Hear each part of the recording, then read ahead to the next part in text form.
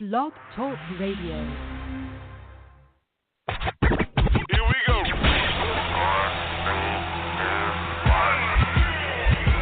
Blast off.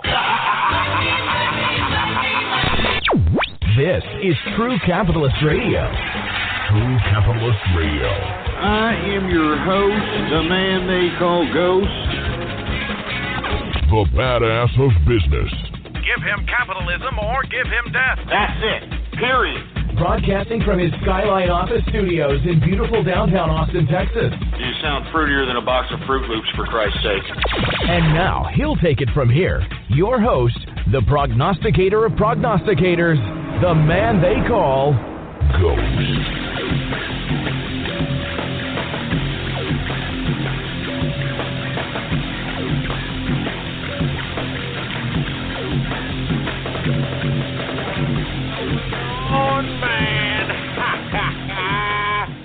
What's going on, folks, and thank you for tuning in with me to another edition of the True Capitalist Radio broadcast.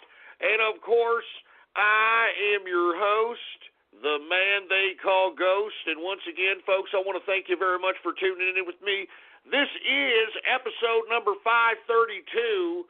Episode number 532 for all the folks that are keeping track of the True Capitalist Radio broadcast. And before we get into anything else, I'd like for everybody to please spread it around like wildfire and let everybody know that True Capitalist Radio is in effect and in the house. And we are live every Monday, Wednesday, and Friday, 6:30 p.m. Central Standard Time, right here on the official website of the True Capitalist Radio broadcast, and it is blogtalkradio.com/ghost. That's blogtalkradio.com/ghost.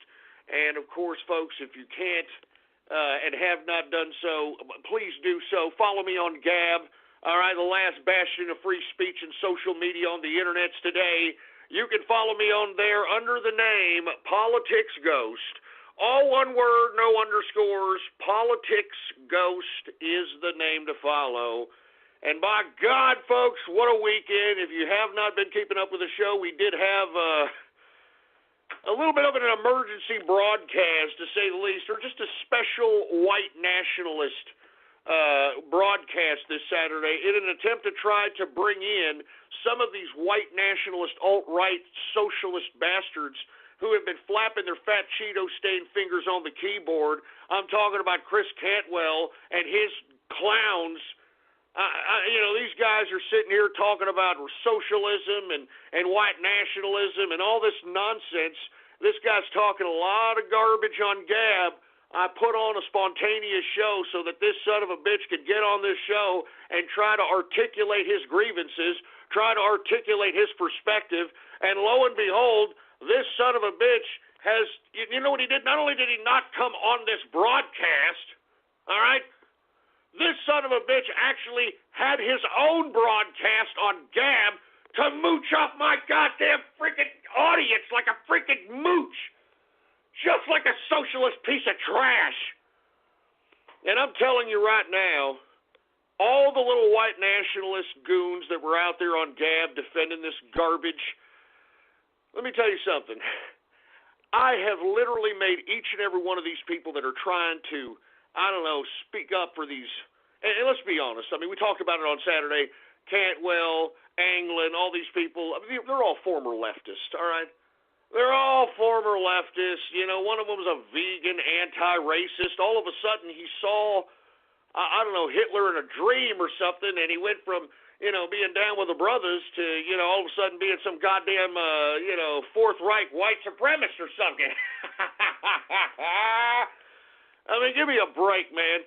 And listen, I don't want to get into this anymore. I'm going to get into this actually in the second hour of the show. Of course, for all that listen to the broadcast, you know that the first hour is crypto hour and stock hour. And by the way, Cantwell, you stupid rip-off piece of garbage, you now want to have a crypto hour?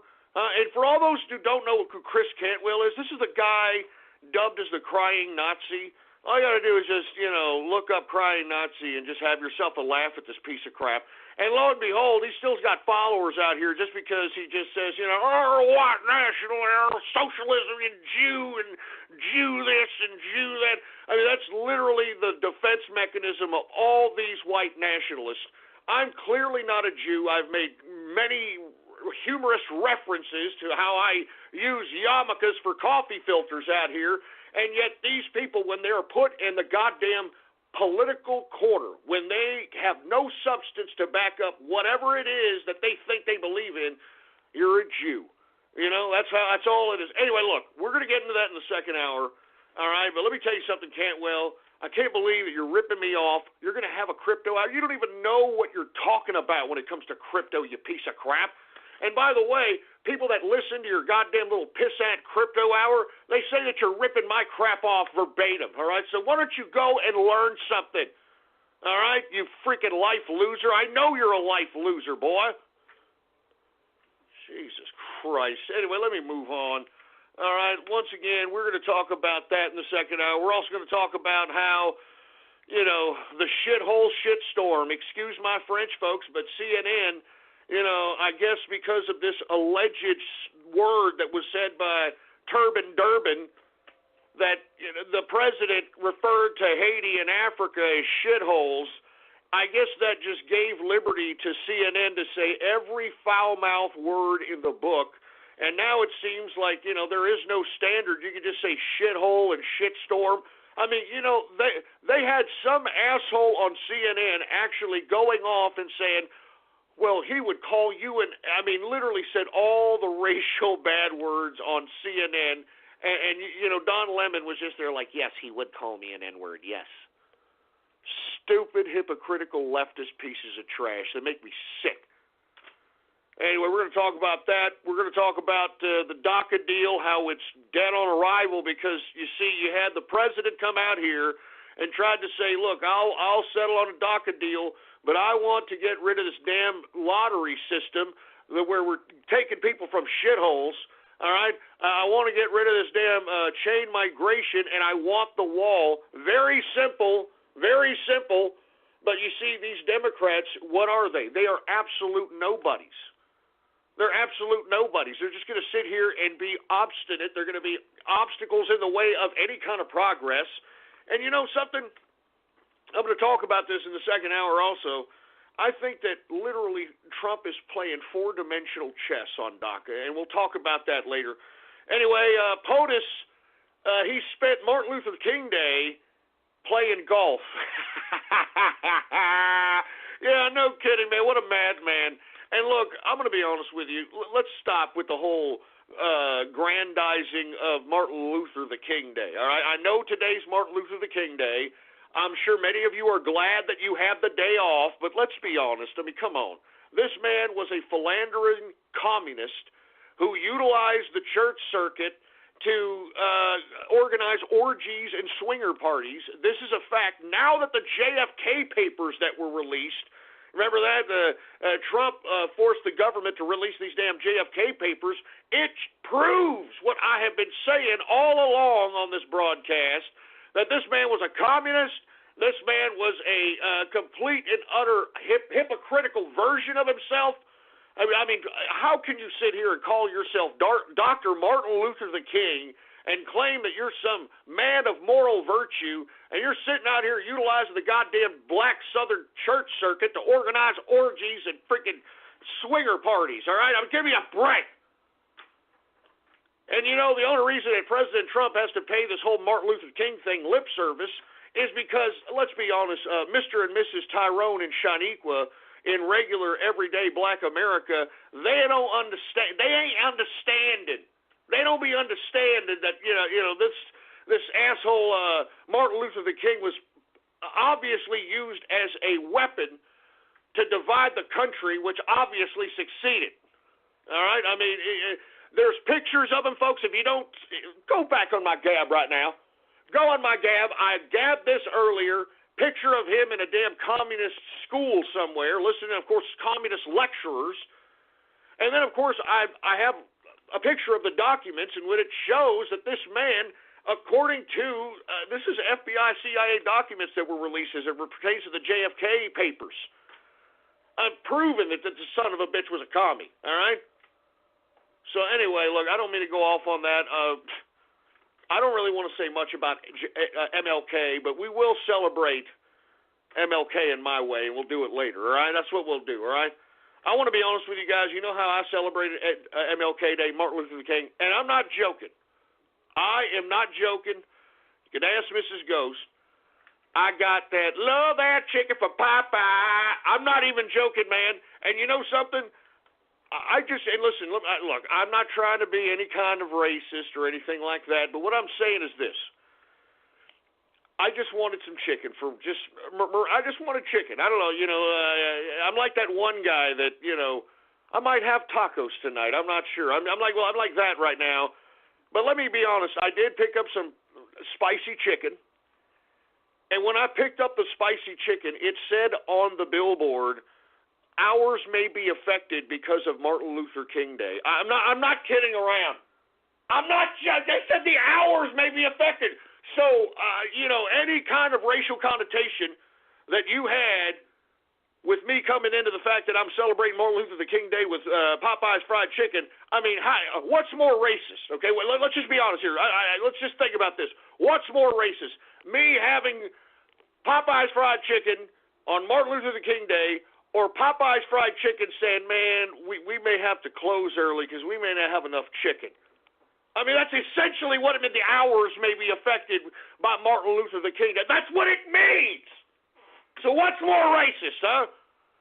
Anyway, and by the way, I mean, for all you black folks that are out there like Ghost, that's racist garbage. I almost choked on a chicken bone today, all right? So, hey, you know what I'm saying? So now you black folks can laugh at me. So, yeah, cracker. Yeah, that's what I thought, baby. That's Martin Luther King sticking that chicken bone in your throat, baby. Die like Mama Cass, baby. Die like Mama Cass. No, it's all right. I got it out. Everything's all right. Anyway, folks, let's continue going. Sorry, I'm just trying to talk about MLK today. Anyway, we're going to talk also about the Hawaii false emergency alert, folks. I mean, what a planned event. Of course, in one of Obama's home turfs. I mean, you don't know if it's Chicago. You don't know if it's Hawaii. You don't know if it's freaking Kenya. You don't know if it's Pakistan. Whatever. Turkey. But I thought this was complete planned event to make, of course, Trump look like garbage. What was that hula girl that's the congresswoman over there, for Christ's sake? Tulsi Gabbard. Gabbard, that's her name. Tulsi Gabbard, this freaking Hawaiian hula girl, for Christ's sake, who should be laying people as they're coming off the plane. She had to come out and, use this as a political weapon, which I believe the whole people of goddamn Hawaii out there playing. Of course, trying to make President Trump look like crap. Hey, Hawaii, why don't you just realize, look, okay? Y'all remember, look, I don't want to talk about this now, all right? I'll talk about it later. I'll go off, I got to talk about crypto in a minute, all right? Anyway, second hour, we're going to continue. As a matter of fact, I'm going to go in depth, all right? And I'm going to call out these bastards in the alt-right and the white nationalist movement. Call up my broadcast. I will give you ample time. I'm not Alex Jones up in here, all right? I'm not going to interrupt your ass every, 2 seconds, all right? Just so that I can be like, no, you don't understand, all right? 1776 will commence again. And let me tell you something right now. What you need is the super male vitality so that you can get the big-ass boner and it can make you defensible against the reptilian lizard men that are coming down from planet Dragon. And that's what my filters. I don't do that, all right? So what I'm saying is, if you've got the balls to back up and articulate your political perspective, your political philosophy, your political ideology, I am challenging Cantwell, Asmodor. I don't know about Aglin. He's out there I don't know. He's out there, I don't know where the hell he is, but if he wants to call in and he wants to look more like a manlet, well, by all means, any one of these alt-right pricks, all right, I'm going to make you look lower than a leprechaun's nutsack, all right? My filters! Now's the time to get more happy because the SoCal resident ticket is back at the Disneyland Resort. Save up to 25% on select multi-day tickets, and with more savings, you get more excitement, more joy, and more magic. There's no better time to get more happy. Visit Disneyland.com/SoCal or click on the banner for details. Savings based on non-discounted price for the same ticket. Valid for residents in select SoCal zip codes with valid ID. Tickets expire May 24th, 2018. Restrictions apply. Anyway, folks, let's continue going. I'm going to talk about a little bit about Russia in the third hour, how the foreign minister Lavrov trying to blame the United States for destabilizing the world. Yeah, right. Go shove it up your goddamn Ruski ass. You see, I told you about these Ruskis. Didn't I tell you? Didn't I tell you? This is why I always hated Russians. I'm sorry. I'm sorry if that's wrong. I've never liked Russians. I never trust them. Everybody that's listened to my broadcast ever since the 2008 time period, I don't like Russians. And this is why. This is why they'll sit here, pretend they're your friend, and be like, dear vodka, whatever.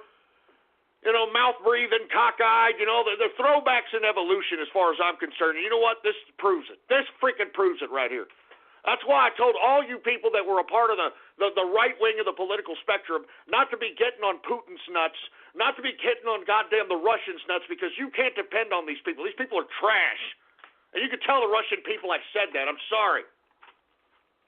Gee, I'm not joking.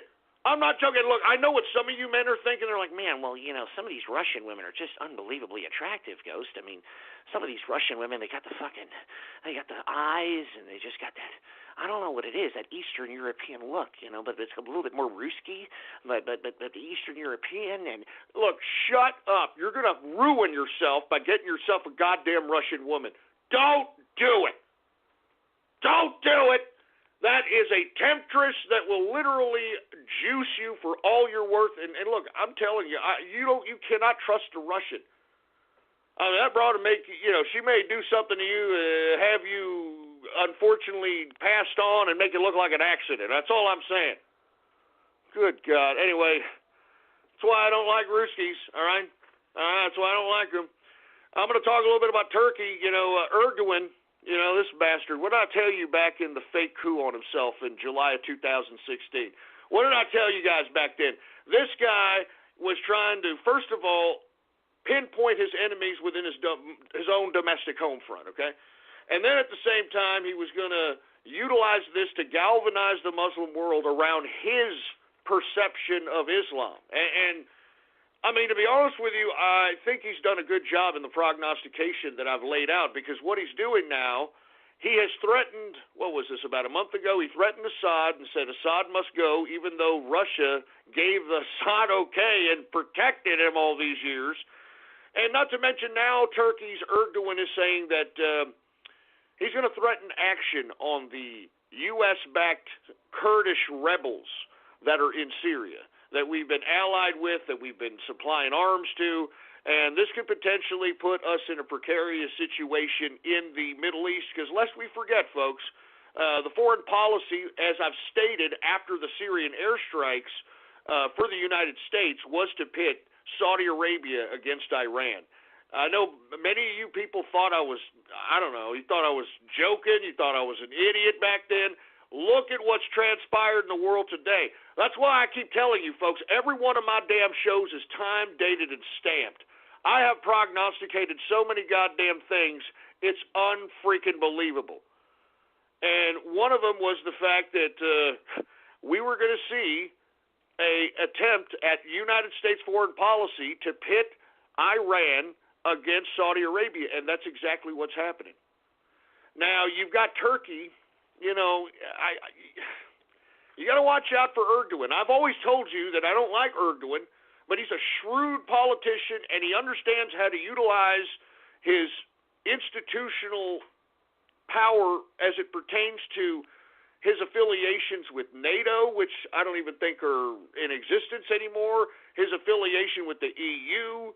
I mean, he was able to negotiate with Russia. I mean, this guy's a snake, man. He's a shrewd politician on the international stage, and not to mention he is utilizing Islam to his advantage to gain a popular front to take advantage of this potential Iran-Iraq confrontation in the Middle East. So we're going to talk about that in the third hour. And speaking of which, folks, did y'all hear this?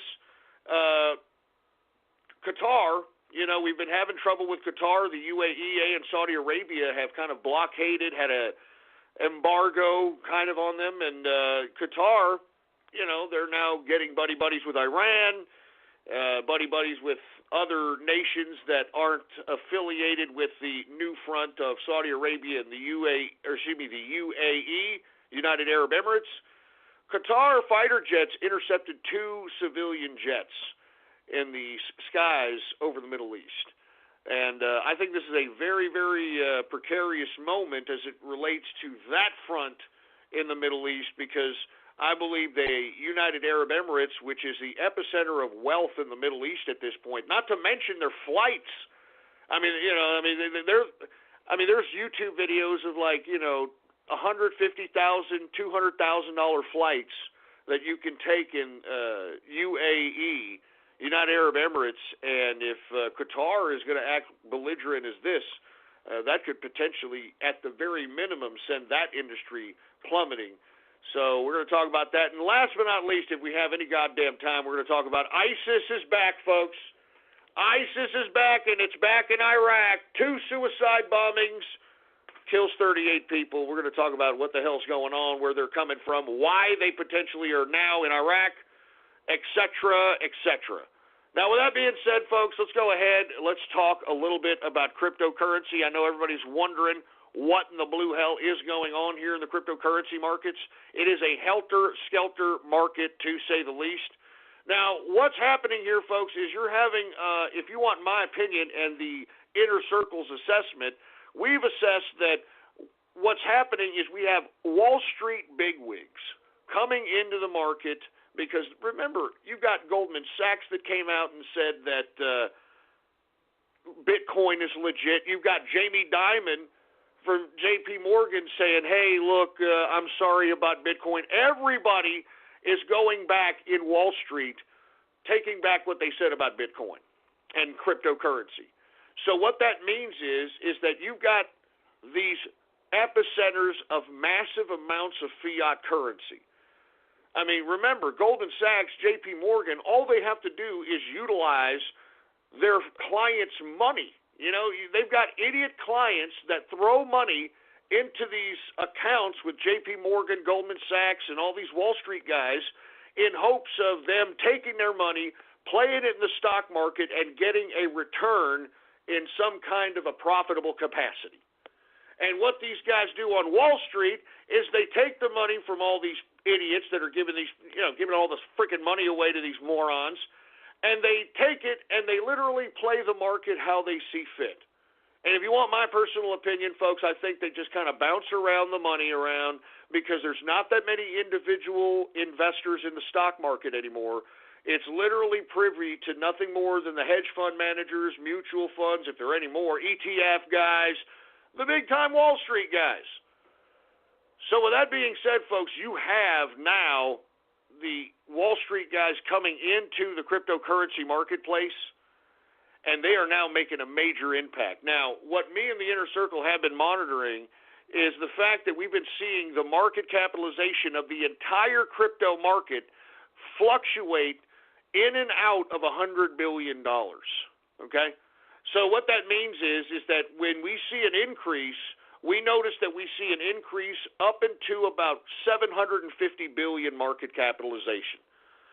But what happens is we see massive pullouts here on a frequent basis. This is not, these contractions are starting to become a little bit frequent. So what's happening here is somebody who has the amount of money to do this, Wall Street, somebody is literally taking out $100 billion, $80 billion roughly, in and out of the market on a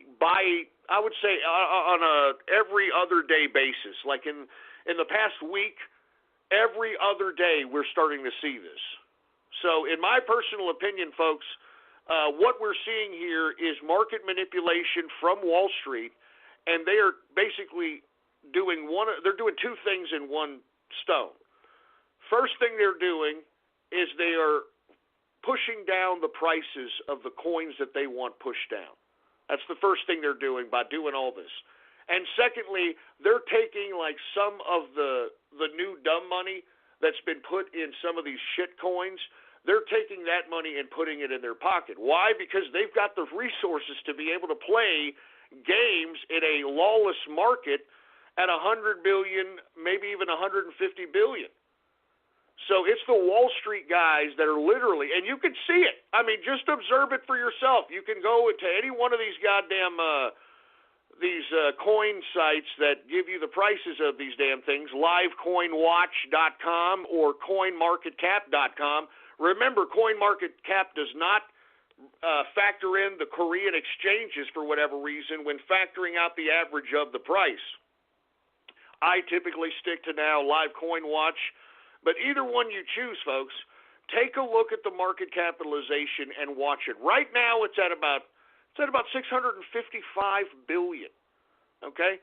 Yesterday when we saw the run, because there was a small run after the contraction the day before yesterday, when we saw the run, we saw it go as high as about 760 billion market cap for the entire market. So, I mean, and we've already seen this done about 2 or 3 times within the past week and a half, 2 weeks. So this is definite Wall Street manipulation, folks. So be careful when you see these helter-skelter prices. In my personal opinion, I mean, if you can somewhat gauge the market or gauge a particular crypto, and you can short or pattern term trade that crypto because of the fluctuations, or you can get a 1 or 2% every trade, then go ahead and do so. But in my opinion, I think that people should be buying up right now because we're seeing major contractions here. And it's Wall Street, in my opinion. I mean, no one else has the resources to do that this quick other than Wall Street, who has almost all of the baby boomers' retirement money at their disposal. So with that being said, when you see downturns like this, just strictly think about buying whatever it is that you think that you want to put in your crypto portfolio in the long term. And as I've always said, folks, long-term investment reigns supreme. You know, me and the Inner Circle always discuss this because many of us, we've owned many of these coins that have gone through the roof. And, you know, we kick ourselves because, oh, man, I bought that coin at 50 cents. I bought that coin at $1, and it's trading at $20 or $40, etc. I mean, that just goes to show you that even if you don't know anything about trading, you know, there's a lot of folks out there that just want to get into it but don't understand about trading. Just get it and hoard it. All right? Get crypto and hoard it. It doesn't matter how you get it. Just get it. I mean, I'm not even joking because this is the real deal. We're not even scratching the surface in the cryptocurrency markets. And I hate to keep sounding like a broken record, but $655 billion market capitalization right now. Now, I've talked about this before, that if you Google search how much money there is in the world, it's going to say $80 trillion in fiat currency, according to the CIA, is circulating the earth, okay? And that's with 7.44 billion people that are walking the earth that are going to need money. And that's where cryptocurrency comes in, folks. It comes into that capacity because what's happening here is that now that central banks, because people are viewing cryptocurrency as a currency, central banks don't have the power to just limit the amount of fiat currency that's circulating the earth that can be exchanged for goods and services. So with that being said, folks, this is actually supplying a method in which to exchange goods and services in the same capacity as fiat currency, but at a quicker and more rapid pace. And moreover, it's decentralized. And that's what I don't like about Ripple. I mean, lest we forget, all right? Lest we forget that Ripple is nothing more than a ledger that has, most of it, it's in the possession of the creators of the coin. And when the creators of the coin have all this control over the coin, then it just defeats the goddamn purpose of decentralized cryptocurrencies, for Christ's sake, man. So that's what I'm saying. What people need to realize is that you have to factor in a bunch of things other than just going with hype. And that's why when people listen to this broadcast, there's a lot of people who listen to this broadcast when it comes to crypto because, man, no one's teaching anybody this shit. This is the new economy. This is new economics, what I'm teaching here. And I hope that many of you take advantage of it, man, because let me tell you, everyone in the inner circle right now, man, we are making so much money, it's sick. It's like, literally, man, we are literally talking every day to each other like, yeah, I just made another 20 grand, just made another 10 grand, made another 20 grand, made another 30 grand. I'm not even joking around, man, every single day. And I'm not joking. And the reason is because we realize that, look, we got to diversify our investments. We got to make trades. We got to hold strong. We got to know what our cryptocurrency investments are and what future they have as it pertains to the continuity of them. So with that being said, let's just go ahead and cover the market here. That's why we're seeing these massive contractions on a consistent basis. But if I were you folks, I would buy low right now when everything's contracting. And let's talk about what we need to buy here. Once again, what you want to buy as far as long-term is concerned, the first thing you need to look at, and I hate to say this, but I have to say it because I don't think people understand this. The first thing I guess you have to look at is the circulating supply of a coin.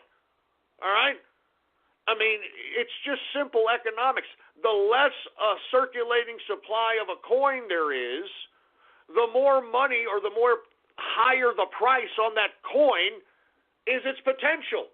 I cannot believe that I am going around the internet here and listening to a bunch of idiots, obviously mostly millennials. I hate to say this, all right? They're mostly millennials that are out here saying that, oh, you don't understand Tron. And for you folks that don't know Tron, let's just go ahead and cover it. Do not invest in it. It's a complete and utter scam as far as I'm concerned, in my opinion. I mean, these guys have already been exposed to just literally, I mean, they have done beyond scumbag activity as far as I'm concerned. And let me tell you, the cryptocurrency business out here, it's a little scummy, but these guys take the taco. I mean, I don't know what or who is pumping these guys, but everybody believes, all right? Everybody believes that this goddamn coin is going to be something. That this coin is going to be, $1,000 or some shit. I'm not joking. And they have no reason other than, no, man, this is the future, dude. You don't get it. This is the future. Man, Tron, first of all, if you look at their white paper, I mean, it's been written in reports that they plagiarized that son of a bitch. This is the symbol TRX, okay? I mean, it went as high as, 30 cents? Something like that here recently during the big run on it, and everybody was like, oh, man, I'm getting rich, dude. Look at this. Oh, man, Tron to the moon. Idiots, morons. Let's just take a look right off the bat. I'm not going to start with the market cap anymore. I'm going to start with the circulating supply. Because I don't think that people understand that if you're going to have a goddamn freaking cryptocurrency with tens of billions in circulation, I mean, the possibility of it going into a high price is highly unlikely. And just do the math, for Christ's sake. Tron's current circulating supply is 65 billion in circulation. And you know what? I read I read something here recently, and you could probably Google this up. This was in the rumor mill in crypto world that Binance, I think it was actually on Binance, if I'm not mistaken, that this idiot who controls the coin, Tron, is going to burn another 80 billion and put it into the circulation of Tron to, I don't know, bring up the, I don't know what they're doing. But this is the kind of garbage that you need to stay away from. And it doesn't matter if CNBC's telling you to do this or, I mean, you need to know what, I mean, this is a garbage coin. This is a scam, in my opinion. And yet, because you've got people on CNBC saying, oh, look at Tron, it's going up. I mean, that's very irresponsible for business media just to be shouting out names of cryptocurrency to a bunch of people who have money who don't know what the hell cryptocurrency is, and neither do the people that are on the business channels. I think it's very irresponsible. Very irresponsible. half these runs on these shit coins are directly related to the business media on television today. CNBC, Bloomberg, these people do not know what the hell they're talking about. They're just naming names. They're naming names, and these people that are watching business, they want to make money. They want to make money, so they're like, what? That's where the hype is? All right, let me go buy Tron. Let me go buy Ripple. That's how it is, man. I mean, this is why we're seeing these runs, okay? Anyway, Tron in the past 24 hours has gone down 16.43%. Current price for Tron, 7 cents, okay? 7 cents for Tron. Let's go ahead and get to Bitcoin, folks. Now, Bitcoin has been just bobbling around for Christ's sake, but I don't think this is a long-term investment, man. I know there's a lot of people out there that are trying to sell this fact that, Bitcoin, it's to the moon. There's nothing stopping it, and it was the first kid on the block, and that prominence is going to be around. No, it's not. This is the tech industry. This is the tech world. People forget about stuff real fast if it doesn't work right. And right now, in my opinion, there is no reason to hold Bitcoin unless you're buying a whole Bitcoin in hopes of it going up to another 20 grand. And even then, I would not suggest that one bit. Let's go to Bitcoin, symbol BTC. Once again, folks, this coin is slow. All right, you try to send somebody goddamn Bitcoin, it's slow as hell. And secondly, it's expensive to transfer this stupid damn coin, for Christ's sake, man. I mean, it's going to charge you like $60 to send $50. It's stupid. And wasn't that the whole purpose of Bitcoin, that it was supposed to be a currency, that sort of thing? Let's go ahead. Market cap right now for Bitcoin, $228 billion in market capitalization. Circulating supply is 16.8 million in circulating supply. In the past 24 hours, it has gone down 1.67%. Everything's pretty much in the red because of the markets, man. I mean, you could tell this is Wall Street. They're coming in, pulling out, because they have the damn money to do it. Current price for Bitcoin, symbol BTC, current price, $13,595.90 per Bitcoin. Good God. Good God. I mean, you remember, this was 20,000. Now, whether or not it's going to make another run again, I have no idea at this point, because you have a market that now is evolving into understanding that cryptocurrency is more than just Bitcoin at this point. And now people are starting to get smart. They're starting to realize, look, I'm going to try to look for the next Bitcoin. Now, will there be another coin that goes up to 13,000 that has a circulating supply of 16.8 million? I don't think so. But still, I mean, you could still buy a coin, $5, $10, $1, whatever the case might be, and that son of a bitch could go up to $100, $200, $300, and there's many gems in this market for you to find those, man. I mean, once again, let's go to the second thing to look for when it comes to cryptocurrency. Aside from a low circulation supply, you want to know if this cryptocurrency, whether or not it has low transfer fees. If it has low transfer fees, that makes it very attractive for a lot of people to conduct business, to send crypto, etc. And third, is it fast to send? Is it very quick to be able to send money from point A to point B, crypto from point A to point B? And the most important, although I don't think people understand the importance of this, so I know I've been emphasizing this a lot in the past, but because we have a dumb market out here that's just buying into hype, I mean, at least let's get back to the basic fundamentals. Look for the circulating supply. But, folks, the most important is the technology.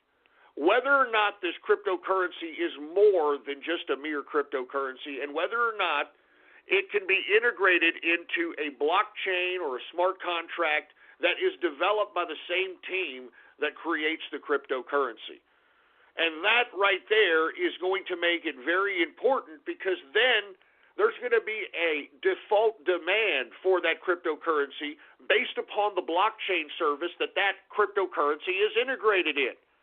And that's what I look for. And, folks, every time I make a suggestion or cover a crypto on this broadcast, that's what I'm covering.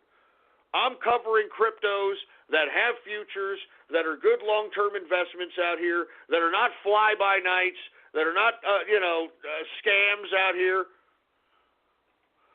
So with that being said, folks, that's why not only are the inner circle making money, but there are actually people that are out here that are listening to True Capitalist Radio. I mean, I get freaking messages all the time, man. All the time. That they're listening to the True Capitalist Radio broadcast, and they're just making money off the plays, baby. They're like, hey, Ghost, thanks for this play. Thanks for that. Hey, baby, I'm trying to create capitalists. And the way I look at it, the more capitalists we have on this planet, the better off this planet will be. And you see, what I'm trying to pass off to those that are listening is the means to be able to utilize methods of capitalism so that you may be able to carve out your own destiny.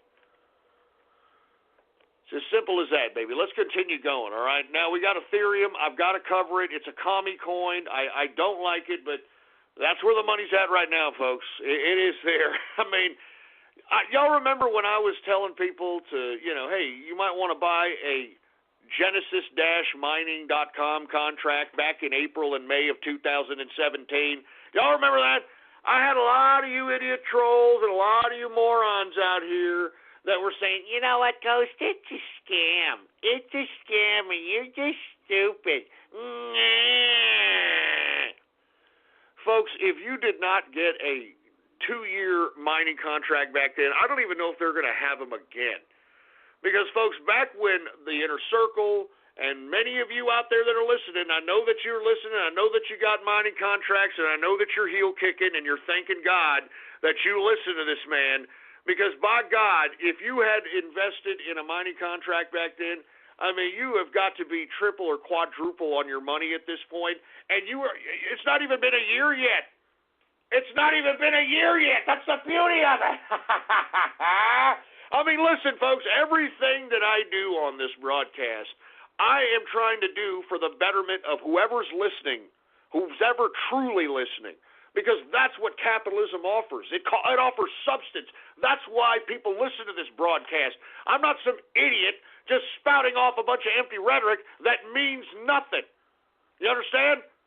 I'm telling you how to do what it is to do to be a capitalist so that you can carve out your own destiny. It's up to you to use the tools that I'm giving away for free. I'm giving away millions and millions of dollars of information. What are all these other goddamn, I don't know, e-celebs or whatever the hell you want to call these people? What the hell are they doing? I see Ty Lopez. Oh, my God, what a scumbag, man. Hey, Ty, that's enough. Stop feeding me your goddamn stupid advertisements. All of a sudden, Ty Lopez went from some, I don't know, Tony Robbins business idiot to, like, Bitcoin expert now, right? Hey, what's this Bitcoin thing? Oh, my God, it's really queer. I know things. Buy my book. Buy my class. I'm Ty Lopez. Oh, my God. Shut up. Jesus Christ. Yeah, Ty Lopez is now a goddamn crypto. Where the hell did you come from? I know Bitcoin. I'm Ty Lopez. Look at me. Look at the chicks in the bikinis. Look at my Lamborghini. I'm Ty Lopez. I know Bitcoin. Shut up.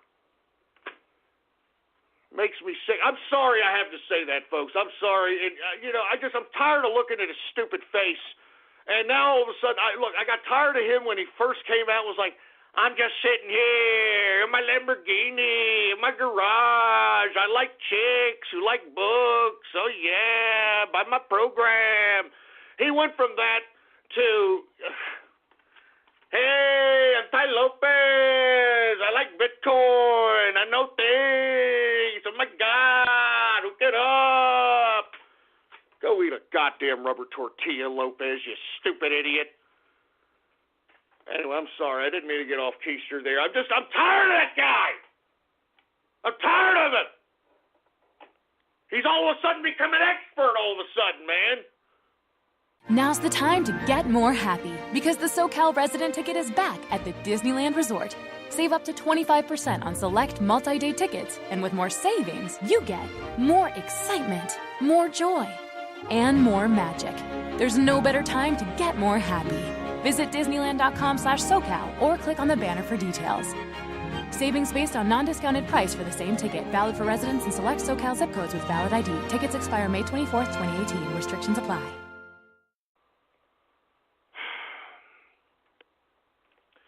Anyway, where was I, engineer, for Christ's sake? I'm losing track here. Where was I? All right, I'm going to cover some crypto here. I'm sorry, folks. I'm sick of it. I just had to say it. I'm sorry. I had to get it off my chest here. All right, now let's go to some of the picks that I had suggested earlier, okay? Let's take a look at basic attention coin, folks. Now, I think that this one right here is definitely, if not something that could potentially be into the $5 to $10 range, and it depends on the market. Now, for you folks that are not aware of basic attention coin, it's BAT. The reason I like this coin, folks, is because, first of all, the price is good, even if we are in a contraction. I like it. It's good. And not to mention, it's an integrated coin. The coin will be integrated with its advertising decentralized blockchain.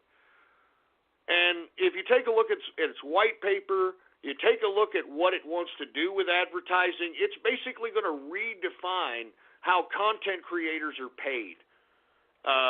Moreover, they have also released a browser, that's BAT, Basic Attention Coin. They've also released a browser called Brave, believe it or not. And that browser, I believe, you can download it for free. You can basically surf around the internet, and at some point what they're going to do is pay you for looking at ads while you're surfing on the internet. And they're going to try to decentralize this to the point in which nobody really knows anything about anybody. There's no data mining of anybody. It's a completely decentralized blockchain-based advertising. And it's literally going to help both those that, not necessarily want to be advertised to, but it'll basically have people advertise, definitely not Ty Lopez, that's for sure. Hey, I'm Ty Lopez. I got Bitcoin. Come over here. I got a Lamborghini. Look at the chicks. Come on. I got my Cuban. Mark Cuban gave me a Cuban.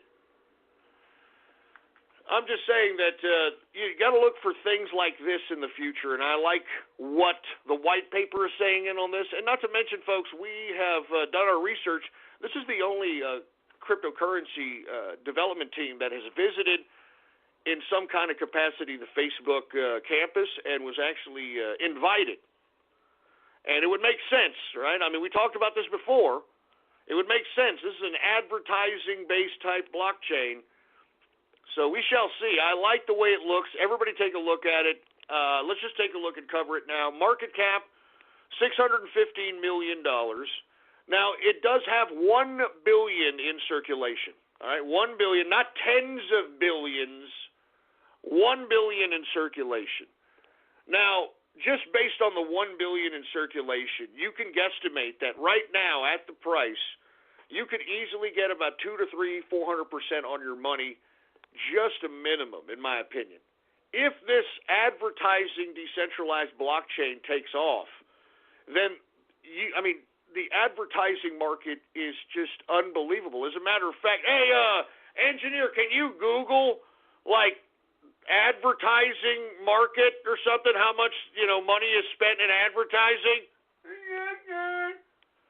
All right, he's gonna look it up, but the advertising market is huge, man. Here it is. Thank you, engineer.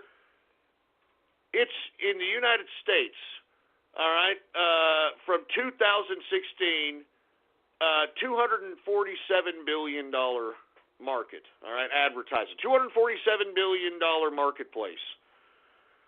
So you can kind of look at that And if this blockchain can deliver, I mean, you can kind of parlay some of that marketplace into the circulating supply and potentially raise that price to even a higher price, maybe 10, 15, 20 bucks. But remember, we have to make sure and hope that this blockchain can do what it says it's going to do. So I'd like everybody to do your own research. Basic Attention Coin, BAT. Download their free browser. It's free, man. I mean, it's called Brave. Check it out. Hopefully it can do what it says it can do, because it will help content creators from being banned because of speech or being prohibited from having advertisers because of whatever. It just completely decentralizes everything. It's great. It's unbelievable. Anyway, basic attention token price right now, 61 cents. And I think that those are great buying prices, if you want my opinion. Great buying prices if you want something here that's going to make at least $2 to $3 here in the next 2 months, maybe sooner, depending on the news that may be coming out. And there's been rumored, folks, that there's going to be some news coming out on BAT. So check that out. Let's go ahead and get to Quantum, folks. Now, Quantum right now, if you incorporate the Korean markets, because I mean, Quantum is huge in Korea. Huge. Right now, we're at a way different price than what they're showing at CoinMarketCap. And I really can't stand that CoinMarketCap took out this Korean markets as a means of factoring in the price of what the average Quantum is going for. Because let's be honest, folks. I mean, have you seen how much trading volume comes out of Korea? And not to mention, Korea, I mean, they're so nuts for crypto, sometimes they make the price of crypto go over about 15, 20% occasionally in their markets. But someone's still paying those prices in a market somewhere, so it behooves anyone calculating the average of a goddamn coin to include those two markets. And when you look at CoinMarketCap and compare it to Live Coin Watch, there's a big goddamn difference. Big difference. I don't know who CoinMarketCap thinks it is, thinking it can just kind of make up market prices at that point. If you're not factoring in all the market, then you're creating your own fictitious number. So screw you, CoinMarketCap, you piece of crap. Anyway, symbol QTUM is the symbol, QTUM. The current market capitalization for Quantum is $4.5 billion market cap. The circulating supply is 73.8 million in circulation. In the past 24 hours, it has gone down 10.24%. Everything's going down right now. But right now, Quantum, including the Korean exchanges, current price 61. Actually, it just went up $62.01 for Quantum. Now, I did skip over Ethereum. Let's go back up to Ethereum here. Now, the reason I'm covering Ethereum, folks, is because the money's going here, and the reason is because people are starting to realize that, oh, my God, technology, yeah, no kidding, smart contracts, that's actually that sounds like something to invest in. I like that. And why? Because what I was telling you last year in April, these morons that are in the business channels are just barely figuring out. All right, they're just barely figuring out about smart contracts, about the ERC20 tokens, about all this. So they're just barely figuring it out all right now. And Ethereum is the name that these business channels are throwing out as the alternative to Bitcoin, etc. And this is something we were talking about back in April and May of 2017, excuse me. Now, with that being said, folks, I was bullish on Ethereum back then. I am certainly not bullish on it now. Now, you may still find that this price will still go up. And the reason I say that is because of the dumb money coming into the market. They're going to listen to these guys. You know, they're going to listen to CNBC. They're going to listen to Bloomberg, and they're going to hear, oh, man, they said Ethereum. They did say Ethereum smart contracts. I like it. And look, it's only a G. It's only $1,000. Look at Bitcoin. Bitcoin is at 14,000, 15,000, dude. I mean, we're just getting in on the ground level, dude. You know? Jesus Christ. Anyway, look, let's continue going here. Ethereum right now, market cap is $121 billion. All right? Current circulating supply, folks, all right? And this is what I'm telling you about the circulating supply of Ethereum, man. I mean, it is just over-circulated in my personal view. I mean, there are almost 98 million coins in circulation for Ethereum. 98 million. And as I stated about Ethereum, folks, it doesn't have an end supply. It doesn't have a maximum supply when it's going to end. It doesn't. It's like Dogecoin, for Christ's sake, man. I'm telling you, I mean, don't get me wrong. I understand the smart contract technology. I understand that they are the ERC-20, and a lot of ERC-20 tokens are being made that are utilizing the smart contract technology in favor of their blockchain, whether it be SALT, whether it be, I think BAT is a part of the ERC-20 tokens, etc. But, man, I mean, there are others that are creating that not only their own token, like Quantum, for instance, but their own smart contract technology, like Quantum. And because, you know, Ethereum was the first one to roll out, some of these new modern tech guys that are looking in can see what they did wrong when they rolled out this new technology so they can revamp it, make it better, faster, whatever the case might be. And even if they don't, the Ethereum circulating supply just, I don't like it at all, man. I don't like it at all. And I think people need to take that into consideration whenever they're choosing a goddamn freaking crypto, man. Anyway, in the past 24 hours, Ethereum has gone down 8.08%. Current price for Ethereum, symbol ETH, by the way, $1,255.68. I mean, good God! Good Lord! I mean, you know that's dumb money in there. You know that, right? I mean, $1,255 on a almost 98 million in circulation coin. Come on, let's get real. Let's get freaking real. Anyway, let's go ahead and continue here. We got so much to cover here, but let's go to Litecoin, folks, all right? Litecoin, now once again, not much to this coin outside the fact that it's kind of fast and cheap in transactions. It's just a crypto, nothing special. Although it's been around for a while, and people kind of use it as a means of exchanging goods and services, etc. So that's why I keep covering it. It's one of the, first kids on the block kind of thing, that came out. Everybody kind of knows what Litecoin is. Not to mention they're mentioning Litecoin a lot on these goddamn business channels. So that's why I keep covering it, because there are potential gains there, in my opinion, especially when you have all this lamestream media hype. Let's get to Litecoin, symbol LTC. Current market cap is $12.4 billion in market capitalization. The current circulating supply for Litecoin is 54.7 million in circulation. In the past 24 hours, it has gone down 5.48%.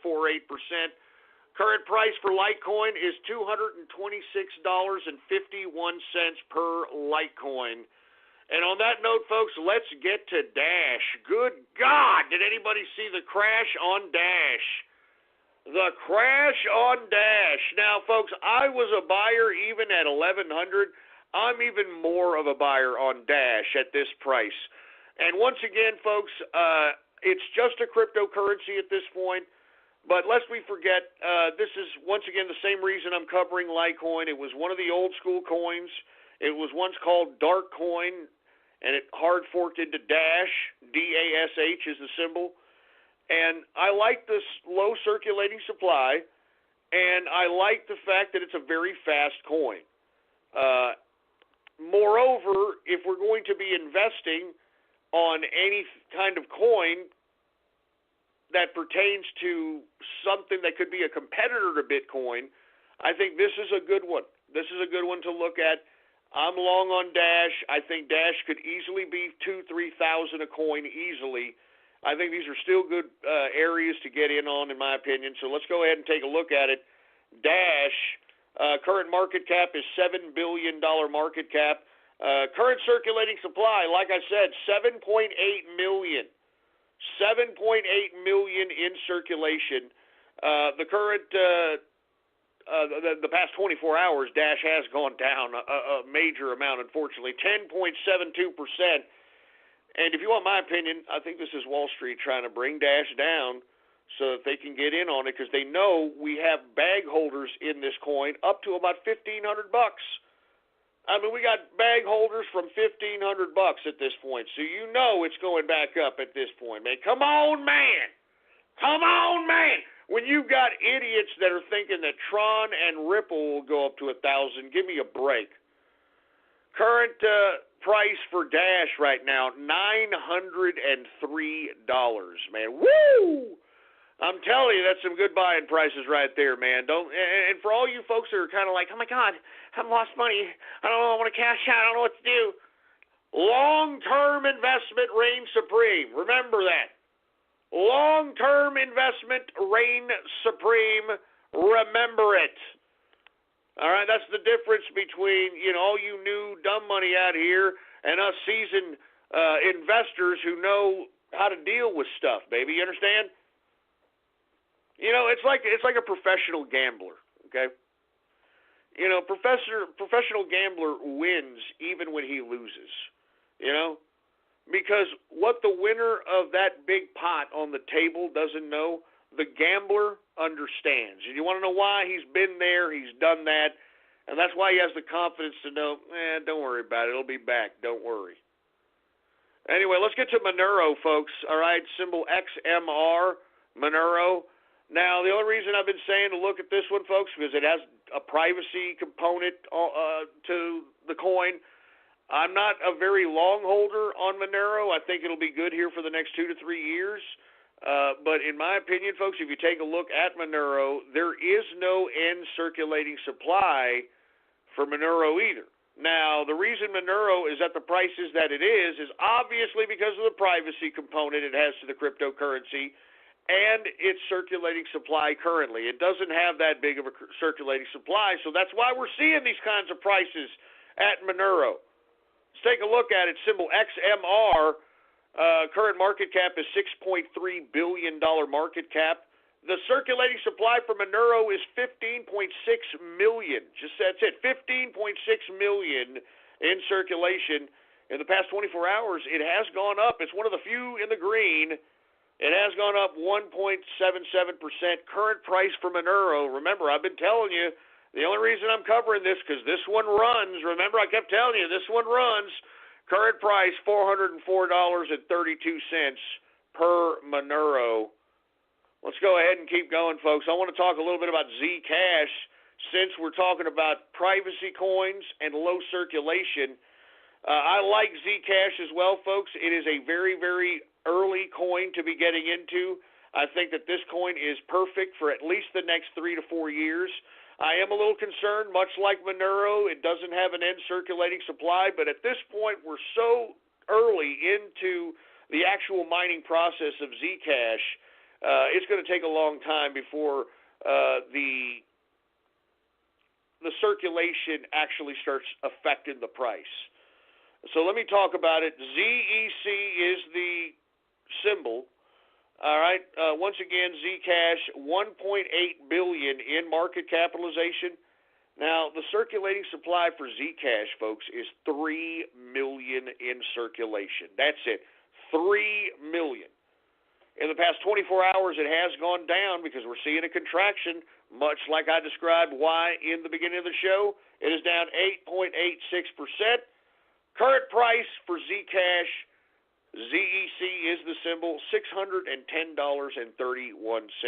I am a buy and hold on Zcash, folks, all right? I am a buy and hold. Even at these prices, we should be able to see over 1,000 a coin within the year. I think it may be happening within the next 2 months, in my opinion. I mean, I think that's how fickle this market is. And speaking of which, privacy as it pertains to cryptocurrency is going to be big. It's going to be big. So with that being said, let's continue going. I want to talk about more cryptos, but before we do, I want to remind everybody that we are now 3 minutes into the second hour of the True Capitalist Radio broadcast. And of course, I am your host, the man they call Ghost. And once again, folks, I want to thank you very much for tuning in with me. Before we get started, I'd like to remind everybody to please spread it around like wildfire and let everyone know that True Capitalist Radio is in effect and in the house, and we are live every Monday, Wednesday, and Friday, 6:30 p.m. Central Standard Time, right here on the official website of the True Capitalist Radio broadcast, and it is blogtalkradio.com/ghost. That's blogtalkradio.com/ghost. And, of course, if you have not done so, please follow me on Gab, the last bastion of freedom of speech on social media. And you can follow me on Gab under the name Politics Ghost. All one word, no underscores. Politics Ghost is the name to follow, folks, all right? I am verified, by the way, so all you folks that are wondering, am I following like the right ghost? I don't know. I mean, I am verified, boy. I am verified, all right? And before we get started on some more crypto-related activities, I do want to remind everybody I'm about to pull down the official True Capitalist Radio swag for the fans out there. I mean, I'm seeing people all over the place representing True Capitalist Radio. The Capitalist Army is in complete representation, baby. You understand? Props to the Capitalist Army out there. Go ahead, everybody right now, take a look at my Gab right now so you can get yourself some True Capitalist Radio swag here. Here's the Radio Graffiti shirt, and let me go ahead and put up the True Capitalist Radio shirt. Either one of those, baby. We're going to be pulling those down here in the next week because, man, we just, we got to make things exclusive, baby. We got to make things exclusive around here. Anyway, check out my Gab. Look at my Gab if you want some True Capitalist Radio swag, baby. We've been having lots of demand for that, and thank you guys for representing the Capitalist Army out there, baby. Anyway, let's get some more crypto here. Let's talk a little bit about here, let me see. Where the hell was I? Let's talk a little bit about Augur. Now, I want to be honest with you folks. Right now, I think people need to be eyeballing Augur. I covered it a few weeks back. And a few weeks back, it was at about, $30? And then it just mooned over $100, and then now it's taking a pretty good contraction. And the reason I like Augur is because, first and foremost, it's along the same predictive type of blockchain technology as Gnosis, which I've also covered on this broadcast and people have profited generously from. Not only do I like that blockchain, but take a look at the circulating supply, and you'll see exactly what I'm talking about when it comes to Augur, because I want to be honest with you, I like Augur here, and I'm going to cover it more often. I think that Augur, I think that the price it is now, even at $100, when it went up to $100, I think that it's still buying prices for Augur at this point. I can see Augur anywhere from $500 to $600, $700 a coin for many factors, all right? And you can take a look at the technology. It's one of these predictive blockchains, which are going to be, you'll be surprised. You'll be surprised how much that's going to be needed in the future, to say the least. I mean, just imagine predictive technology for things like insurance companies that have to predict how many accidents are going to be happening based on certain or an area in the country or a demographic or whatever. You know what I'm saying? I mean, all these calculations, these are the kinds of blockchains that these things are coming up with. Augur, symbol REP, current market cap for Augur is $933 million in circulation. The current circulating supply, folks, and this is what makes this very, very attractive as far as I'm concerned, 11 million in circulation, and that's it. That's it. It is all mined, pre-mined at 11 million, and that's it, folks. All right, so take a look at Augur. In the past 24 hours, it's gone down 10.45%, but that means it's buying time. In my opinion, folks, I think this goddamn coin could go anywhere $300-400 within the year. It's a good long-term investment. I like it. I talked about it earlier in 2 or 3 weeks ago. It's shot up now to a current price. $84.82. $84.82. It was $30 when I covered it. And I like this coin, and if you have some, extra cash, you might want to entertain this as an option here. Entertain this as an option. Let's continue going. I want to cover another one, folks, that is similar to Augur, but not necessarily in blockchain, but similar in kind of the same reasons why I like Augur. Okay? I'm talking about gas, folks. Are y'all familiar with gas? G-A-S. I wish I would have covered this a lot earlier. I did not really, I don't know. I mean, this coin did not come under my radar. Some people in the inner circle got a hold of this, and they have profited generously. I have since researched the coin, and I think that gas looks also just as good as what I suggested for Augur. So let's take a look at it at this point. Gas, symbol G-A-S-H, the current market capitalization is $738 million in circulation. In the past 24 hours, gas is the only thing that's green right now, folks. All right, 8.65% increase in a 24-hour period. Let's continue going. The total supply, get this, 9.1 million. Okay, so that's another thing that makes it nice and attractive. 9.1 million, and they have an end circulating supply. The total circulating supply will eventually be 100 million. But that's, obviously not for some time, since the current circulating supply right now is only at 9.1 million. So this one looks attractive. I know it's very, very high priced right now, but if you take a look at how much the price has gone up with the volume, that when you have high volume like that, that means that there's a lot of people that are noticing this particular crypto, and they're buying it, they're short-term trading it, whatever the case might be. So I'm just telling people to eyeball this one. I'm not saying a buy and hold. It's just something that I've seen the inner circle has profited from, and I have to cover it, man. Current price $80.86 per gas. Let's continue going, folks, because I want to make sure that I cover a couple of cryptos so that people can be like, oh, well, that's a good, thanks, Ghost. I appreciate it, dude. I want to talk another one.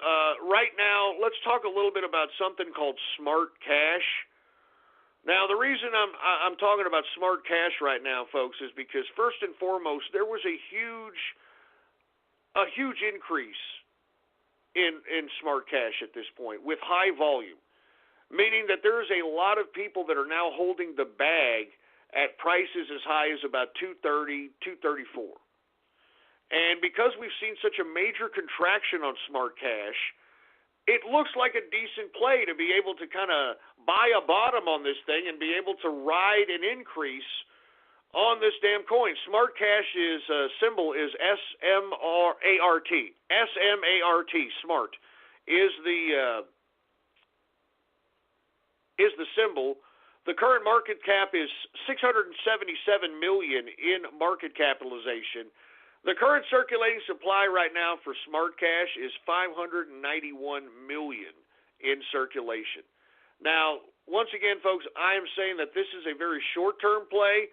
You've got a lot of people holding the bag here, and it's only a matter of time before it goes back up to $250. And if it breaks out past the last bag holder, you may see one more short-term run, but then I would probably pull out after that. So it's one of those plays, just suggesting it, folks. I'm just trying to let everybody know that there's all kinds of different cryptocurrencies to be entertaining. It's up to you as an investor to just kind of take the information and say, well, let me take a look at it. No, I like this. No, I don't like that, etc. Current price for Smart Cash, symbol SMART, $1.15. $1.15. And the reason that I am somewhat of a short-term holder on this one is because we have so many bag holders at about $234, $240, and it's bound to go back up. It's a brand-new coin, so you got a lot of bag holders here. So it's just one of those plays, all right? It's one of those plays. Anyway, folks, we're running out of time here. I want to just, I'm running out of time. Let's just go ahead and go to 42 coin because I got a lot to cover today. And for all you folks that don't know, the Inner Circle and myself, we are the spokespeople of the cryptocurrency 42, symbol 42. Now, I'd like for you all to take a look at this because people are starting to realize the value of 42 coin at this point. And what have I said the value is? The value is in this. First of all, it's a long-term investment based on the fact that there's only 42 coins in circulation. That's it. All right, so it's a long-term investment. It's definitely a buy and hold because if you're buying and holding this coin, you're taking bits and pieces of that 42 coin out of circulation. So by default, when people are looking for it, it's going to go up in price. Do you get me? Secondly, the second reason to invest in 42 coin is to hedge against downturns in the market like we are seeing right now. You understand that? That's why you invest in 42 coin, to hedge against contractions in the market like this. So take a look at it. All right, because the market is doing exactly what 42 coin was intended to do, a hedge against contractions. And last but not least, this is a great coin to play on a short and pattern trading capacity. All right, bottom line. Now, first and foremost, folks, I'm going to tell you there's potential new exchanges in the works for 42 coin, which could potentially increase the price and the volume. Secondly, folks, I'm telling you this right now, this coin, if you think it's at a good price now, you ain't seen nothing yet. All right, we got a lot of things planned in the future for this coin. Let's go ahead and take a look at it, all right? Current market cap is $2.5 million market capitalization. The current circulating supply for 42 coin, only 42 coins, baby, that's it. You can't get any shorter of a circulation than that, man. 42 coins in the past 24 hours, folks. While everything is red right now, while everything is contracting, everything is in the red right now, 42 coin is up 11.14%.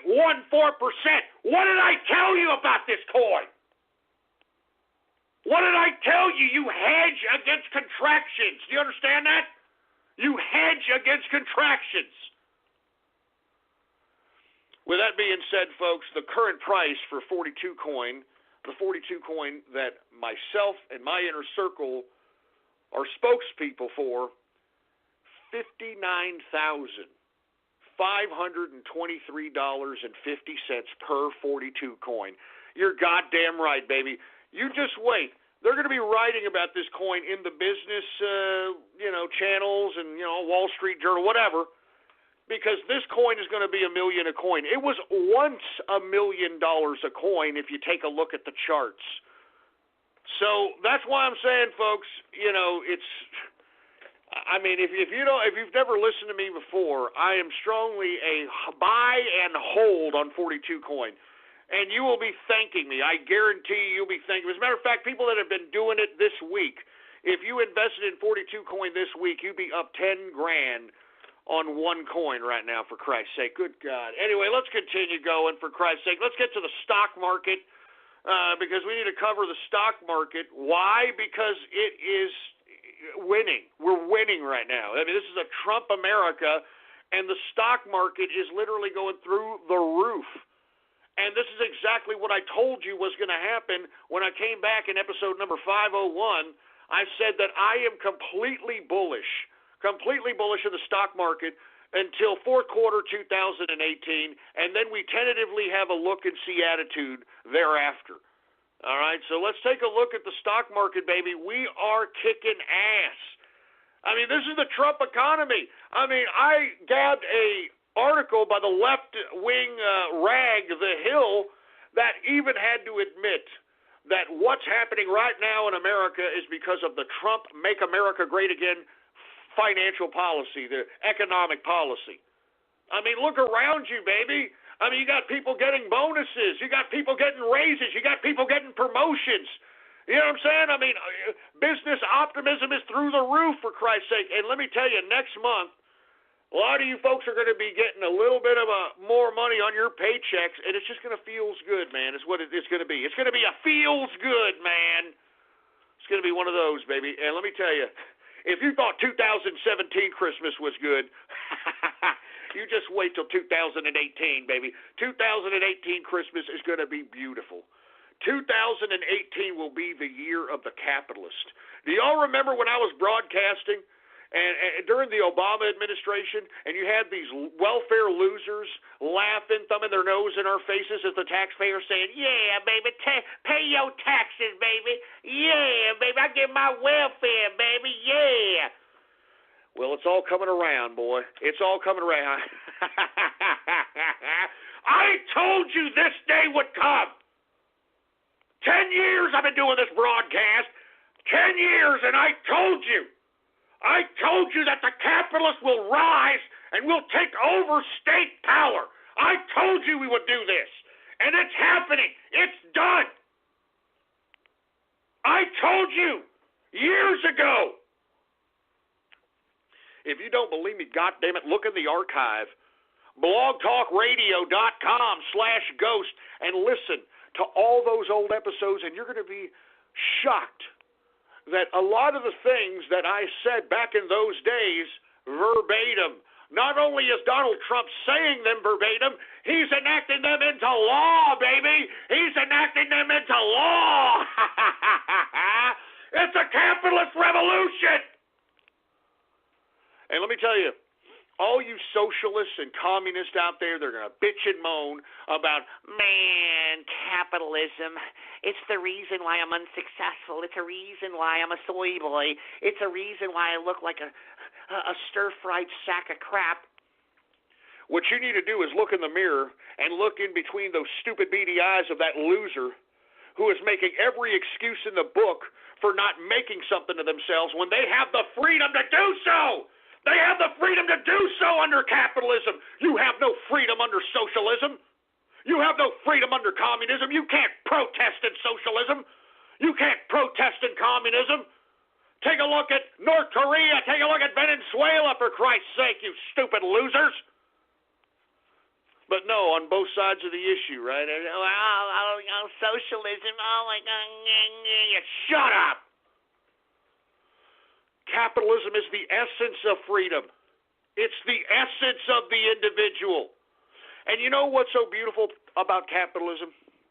And I've said this before, but what's so beautiful about capitalism is that one can be out for their own individual interest in capitalism. They can work. They can go out and make businesses for their own individual interest, and by default, they're helping the collective by spending the money that they create, by spending the money that they make, by the revenue they generate, they just spend it out there. I mean, every time you spend money, folks, you're supplying a job. You may be supplying many jobs if you're purchasing a product. This is the beauty about capitalism. While each and every one of us individually are pursuing our own individual interest, we are by default helping others that are trying to pursue their own individual interest. But you see, the basis of capitalism is this. You have to have responsibility, boy. You have to have responsibility, and that means making a decision, and whether it's a good decision or a bad decision, living with it and learning from it.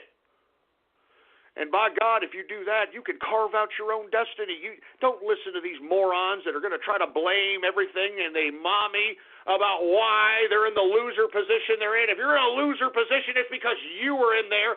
And let me tell you, I'm talking to these people in the West. I'm talking to people in America. I'm not talking about you people out there in the international community.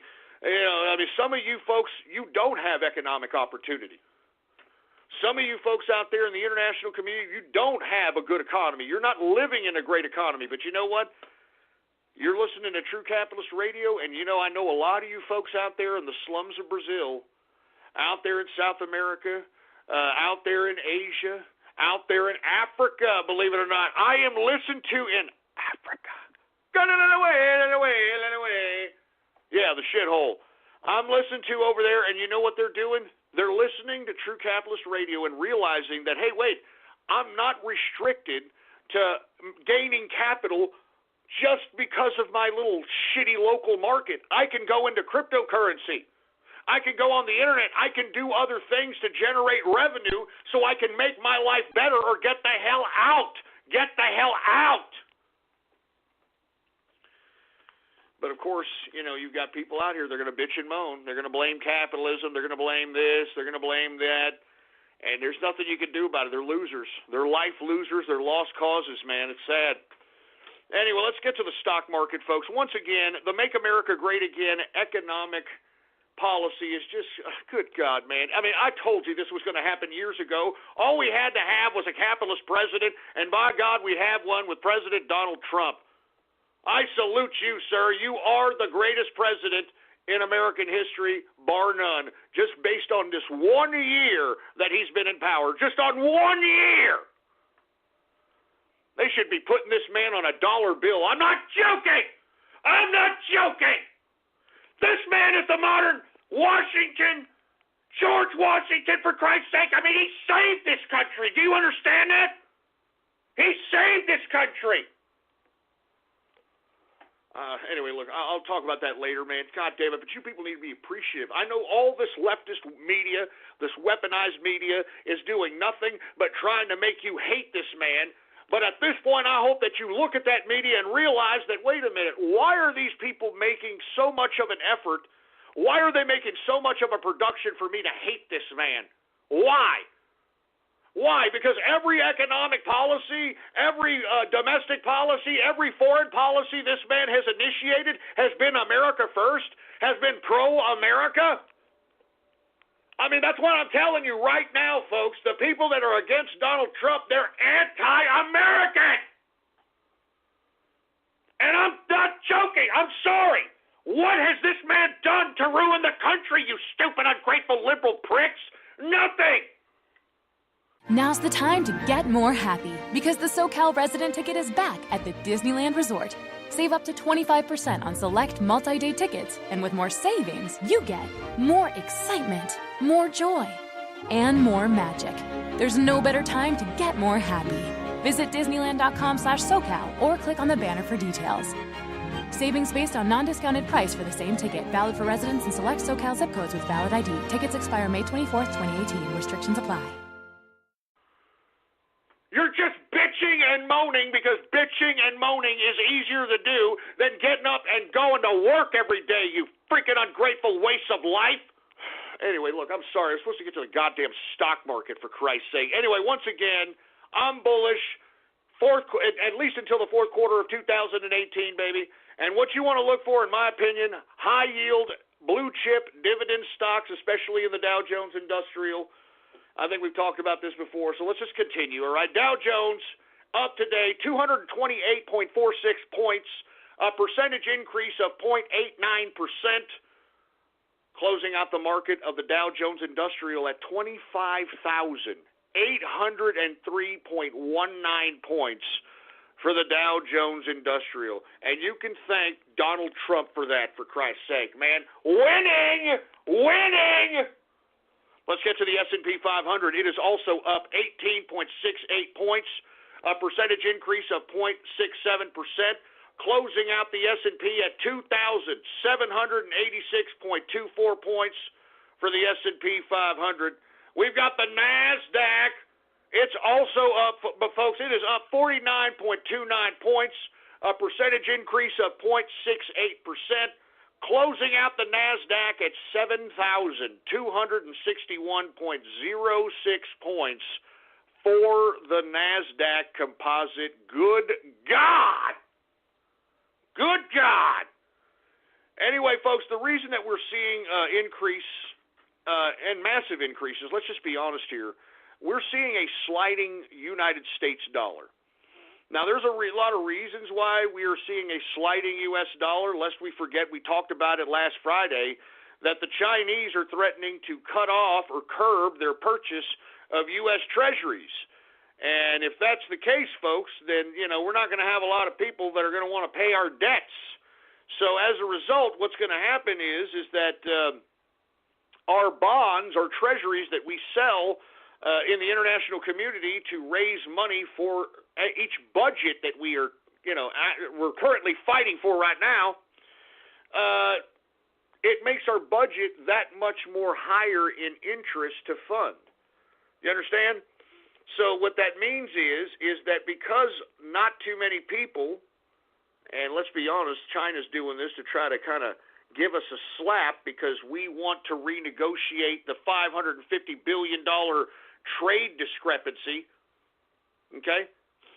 But either way, man, the bottom line is that this is why the dollar's sliding. You've got people in the bond markets not very confident that you're going to have, and if you do have for this round, and maybe not for next year's budget, enough bond buyers to be able to suffice the continuity of government, man. Because remember, we're running on credit. I mean, you understand, we've got $20 trillion in debt right now. Who do we owe that debt to? Do y'all don't know that, right? Who do we owe $20 trillion? People talk about, oh, well, I mean, yeah, we're $20 trillion. Who do we owe that debt to? We owe the debt to everyone who buys a United States bond. And I think I've talked about this before, but United States bonds, you can buy them in time increments of 10, 15, 30-year bonds. And what it means is this. You purchase a bond, and you hold that bond until it matures. And that bond's going to pay you whatever the going interest rate is for bonds at that particular moment at the end of the matured date, whether it's 10, 15, 30-year note. And when you do that, folks, when you take out the cash matured bond, it is tax-free.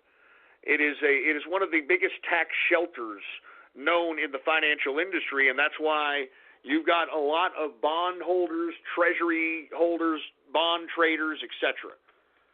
Now, with that being said, folks, I think personally what the president should do to offset any kind of threat to the United States dollar's integrity is to highlight the fact that now that people are making America great again and having money in their pockets, and we have the Make America Great Again economic policy going full throttle, I would be out there trying to tell the American people that they should buy bonds and encourage people to buy bonds, because then, folks, then we, as the American people, as the capitalists, we have more of a say-so as it pertains to America's foreign policy and domestic policy, because let's be honest, who we owe debt to is the one who influences everything.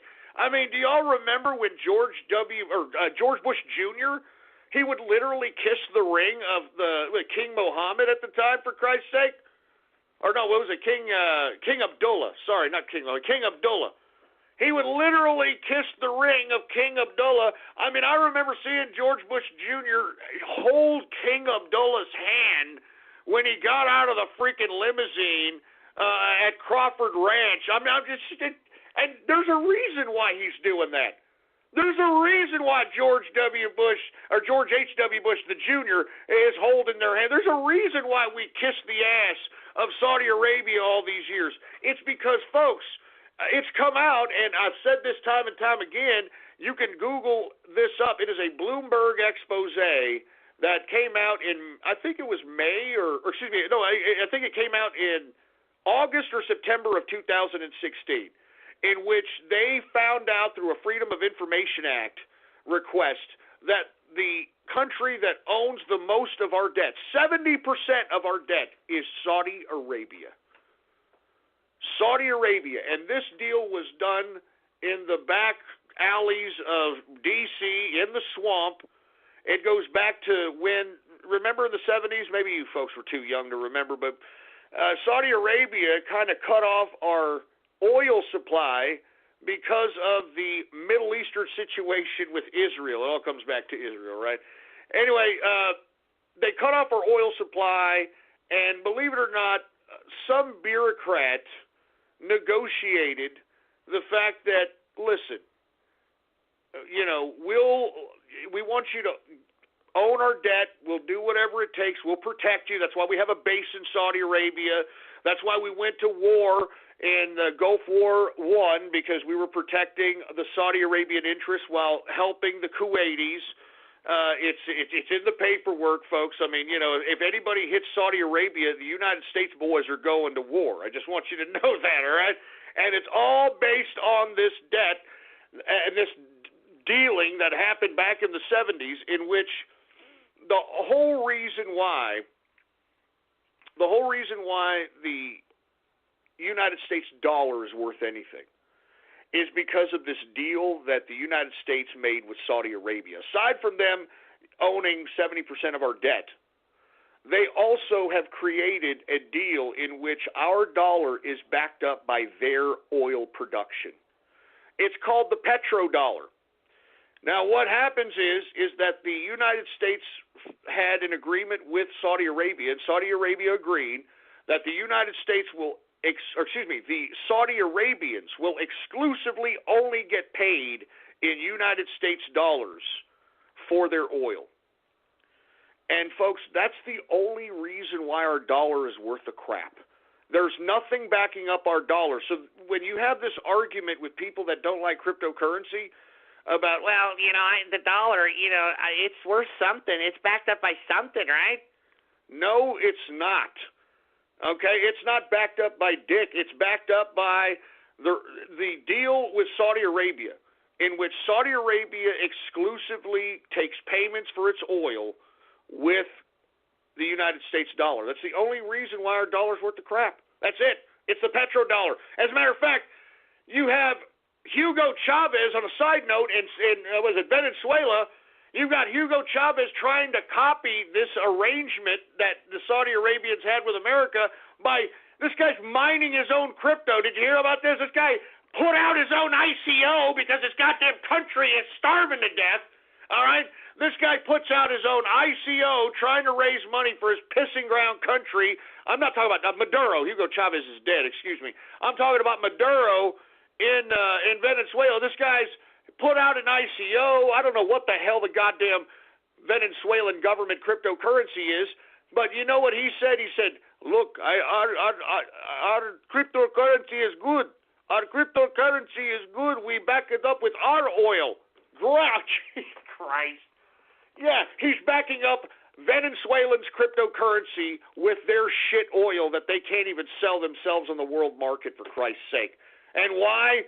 Because these idiots didn't allocate enough resources. Because remember, folks, that's why Venezuela is in the position that it's in, and that's why I'm not too sure if I feel sorry for the people that are suffering in Venezuela. I'm sorry.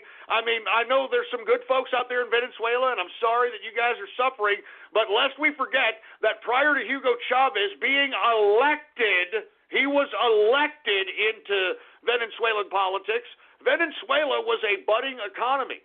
It was a budding economy. I mean, it was on its way up. It was building metropolitan areas. It was erecting skyscrapers, the whole 9 yards. And for whatever reason, we had these people in Venezuela like, no, I want communism. I like Hugo. Hugo like communism. I like it. I want Hugo. Well, then you got Hugo. And then what did he do? He centralized everything. He nationalized everything. So what these idiots in Venezuela did by electing Hugo Chavez, which implemented authoritarian communism, they voluntarily, I'm talking about the people of Venezuela, they voluntarily relinquished their own individual freedoms, their own individual decision-making, their own individual choices, so that Hugo Chavez can tell them what to do. Because literally Hugo Chavez and the communist government is the state. All right? It's the state. And when these idiots in Venezuela elected Hugo Chavez, they willingly relinquished their own individual freedom.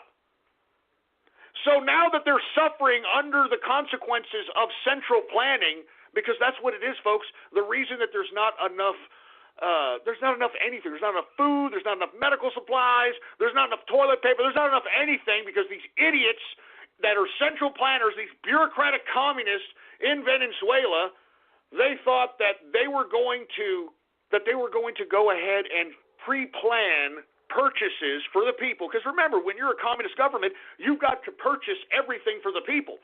You've got to purchase enough for everybody, right? Well, they centrally planned based upon $100 a barrel oil. Remember when barrels of oil back in like 2009, 2006. I mean, it was a long time. It was a good 3 or 4 years we saw $100, $90, $120 barrel oil out here, and they based their whole goddamn central planning on those freaking prices. You know that? On those freaking prices, for Christ's sake, man. I'm not joking. And you see, I mean, now we're just barely getting into $60-something a barrel of oil. Remember, back in 2015, fall of 2015, barrels of oil were like at $28. $28. The barrel was worth more than the goddamn oil at that point, for Christ's sake.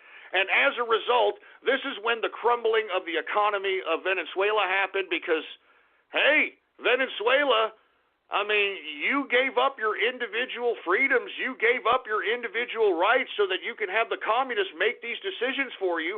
And they made the wrong decision. And obviously, the communist government isn't going to suffer. I mean, did y'all see, while people are starving to death in Venezuela, they're eating their own dogs and cats, and I mean, they're eating flamingos, and they've eaten every piece of wildlife out there in Venezuela. It's rather sad, but, you know, they wanted communism. While everybody's starving, this asshole Maduro comes out and literally just starts eating an empanada. It's like a freaking sweetbread, some Mexican sweetbread. He starts chomping on it on national TV. You know what I mean? On national freaking TV. Oh, my God. What a loser. What an utter loser, for Christ's sake. And you see, what is Venezuela to do? They just got to sit there and eat it, for Christ's sake. Anyway, look, I think I'm going on and on. I was supposed to talk about commodities here. And the reason I led into this was because I was saying that the dollar at this point is kind of losing fervor in value because, you know, investors are kind of shaky about it. They don't know if, you know, China's going to be there buying bonds. You know, I mean, United States debt's looking a little weird. Not to mention you've got Donald Trump flexing nuts out here, and it's pissing a lot of these stupid morons off, and they're like, I don't want to buy. I don't want to buy American bonds no more. I want to see you suffer now because we don't want to make America great again. We want you to be in debt forever. Yes, yes. And so, you know, this is why we're seeing the dollar slide, and it's reflected not only in the stock price, folks, but I don't know if you've been seeing commodities. Commodities have been creeping up very, very quickly here. Let's take a look at energy. WTI sweet crude is up 15 cents, a percentage increase of 0.23%, closing out WTI sweet crude at $64.45 per barrel of WTI sweet crude. We've got Brent crude oil. It's down today, 28 cents, a percentage decrease of 0.40%, closing out Brent crude at $69.98 per barrel of Brent crude. Now, what did I tell you guys as we started seeing this oil increase? Watch your gas bill. Gas has been creeping up, hasn't it, boys? I told you. I mean, this is why I go over all these commodities and go over all these stats, baby, because, I mean, you have to know these things because even if you're not an investor, you actually have an idea on why things are going up in price. You understand? Anyway, gasoline is up 0.04%. Natural gas is down 2.03%. And heating oil, what did I tell you, boy? What did I tell you? Heating oil is an annual play every time we feel that Arctic blast. As a matter of fact, it's supposed to snow out here in San Antonio tonight. They're literally closing down the city. I mean, it's unbelievable. I mean, after 12 midnight, it's supposed to be so goddamn cold and snowy. I mean, I don't know. I mean, I hadn't seen snow in Texas, South Texas, in like 30 years. I saw it early in December, and apparently we're going to see it tonight. We shall see. It's a part of this Arctic deal, right? Hey, what global warming we're having, right? Yeah, shut up, you stupid global warming pricks. All right, we're having one of the coldest winters out here, but global warming, right? That's why these pricks are like, no, climate change. It's climate change, dude. You don't understand. The climate's changing, so, yeah, it proves us right. You see? See, the climate's changing, dude. Stupid morons. And the only reason that they're doing this is to tax us for breathing, all right? That's the whole idea about this, around this global green movement, all right? They want to tax us for breathing, and who's that tax going to go to? The centralized global government of the United Nations. Hence, that's why they're the ones pushing this crap. Anyway, heating oil is up 0.62%. Now, let's get to the metals, shall we? The metals! Let's get to the goddamn metals! Now, this is what will indicate whether or not the strength of the dollar is weakening or strengthening. Now, I've always said, folks, that when you see a strong United States dollar, or any dollar, any fiat currency, you're going to see a lower price in gold, okay? The lower the gold price, the higher the value of the currency that you're exchanging it for. The higher the gold price, the lesser the value of the fiat currency you're trading it for. And right now we're seeing an increase in metals, which means that we're seeing the market reflect what's going on in the bond markets out here. And, you see a lot of people going for safety. Now, once again, folks, I always suggested that you at least have to have close to 10% of your portfolio in gold. Because gold is one of those safety plays because, you never know what's going to happen. Gold has never lost its value. Silver also is a good play. And the reason I suggest this, folks, is because if anything happens, if God forbid somebody attacks some country or somebody attacks America or whatever the case might be, I mean, the stock market is going to crash. I mean, do y'all remember what happened after 9/11? They had to pull the plug after 9/11. Do y'all remember that? All right, they had to pull the goddamn plug, for heaven's sake. So you want to make sure you have at least 10 to 15% of your portfolio in gold, because when that happens, the gold will spike in value in proportions that are like unbelievable to the commodity itself. And it happens every time. So with that being said, let's get to gold, shall we? Gold right now is up it's up $6.10, a percentage increase of 0.46%, closing out gold right now at $1,341 per troy ounce of gold. We've also got silver up, folks. I'm telling you, it's creeping on a come up. This is reflective of the dollar's value. Always remember that the increase in metals means the dollar's value is getting less and less. I mean, once again, metals are a good indicator to the strength of a fiat currency. Never forget that. Silver is up 21 cents, a percentage increase of 1.25%, closing out silver at $17.36 per troy ounce of silver. We've got copper up today, 1.37% increase for copper, and platinum is down 0.25%. I don't even know why people like platinum, man. I mean, when you get a platinum chain or a platinum ring or something, it looks silver anyway. I want gold, baby. I want it to look gold, baby. I want it to look like Trump's penthouse gold.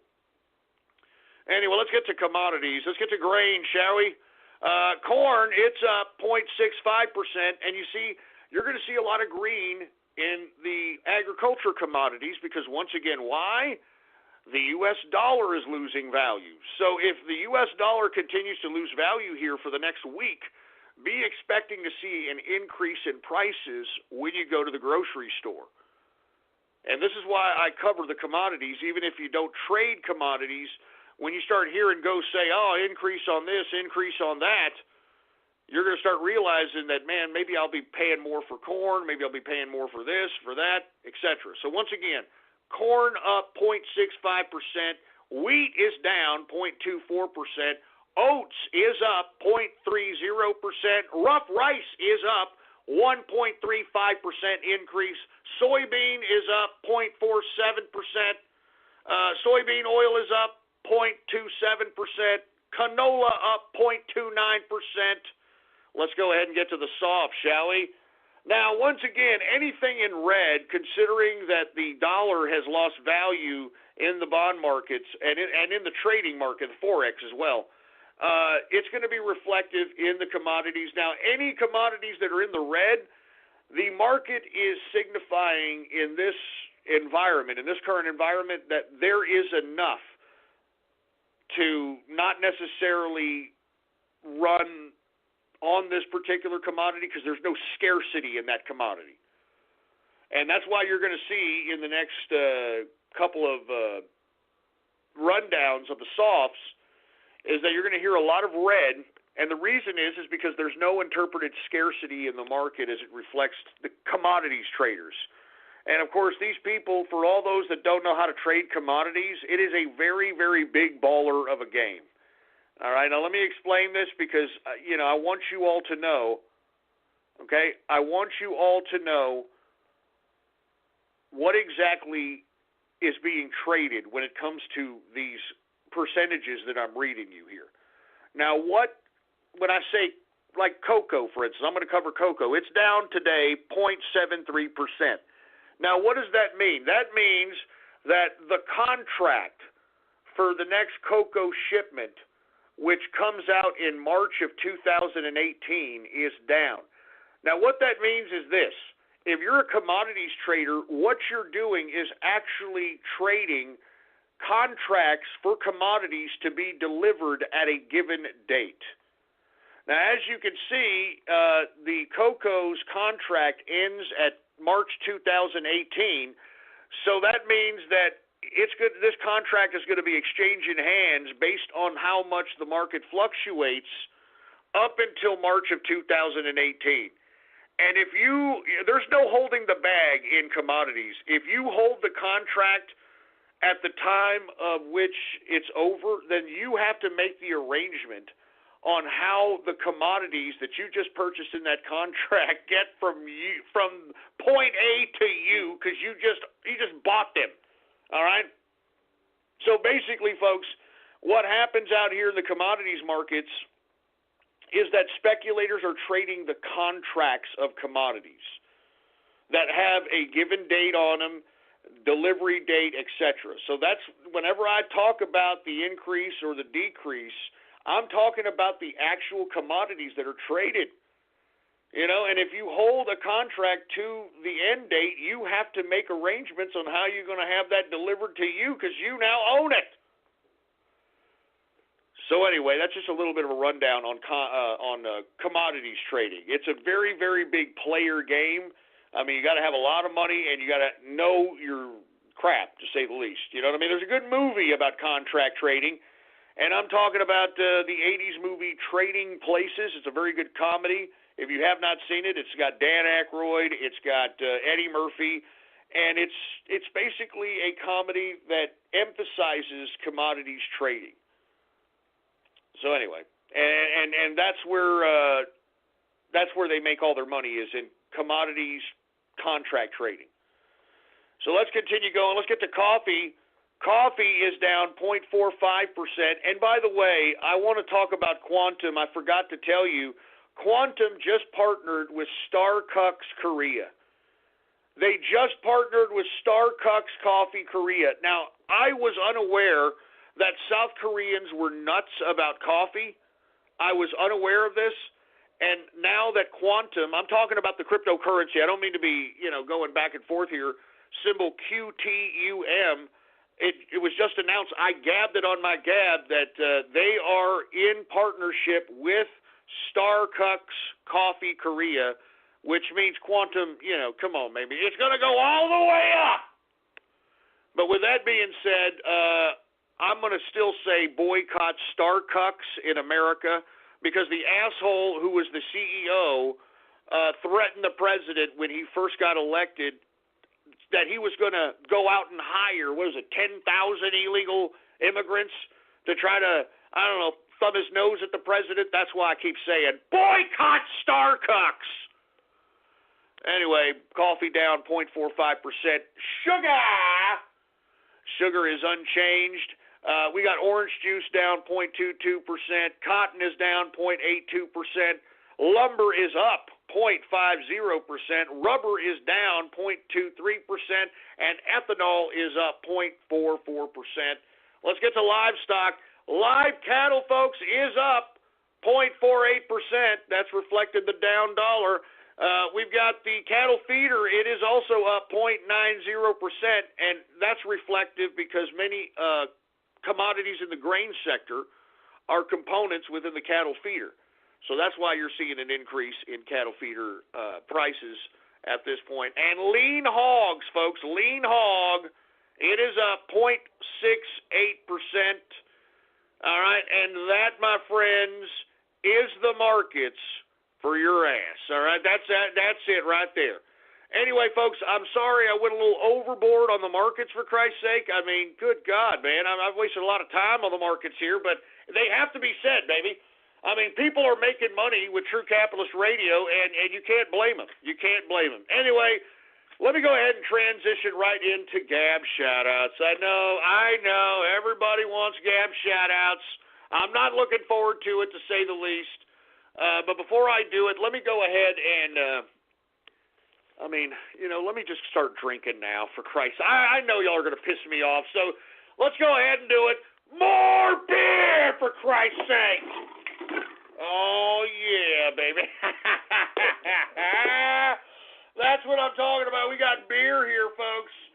You understand? We got some beer, and, of course, it's imported.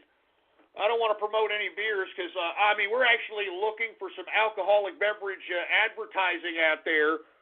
So if you happen to be an alcoholic beverage, holler at me. You know what I'm saying? Woo! And I know I said I was going to stop drinking. I'll stop drinking later. Don't worry about it. All right, I'll stop drinking later. Don't worry about it. As a matter of fact, I keep telling people out here that try to criticize me that I'm some kind of an alcoholic or something. That's not what I am. You want to know why? Because I'm a capitalist. I'm a capitalist, and I make money, and making money is what I do. I'm a connoisseur, baby.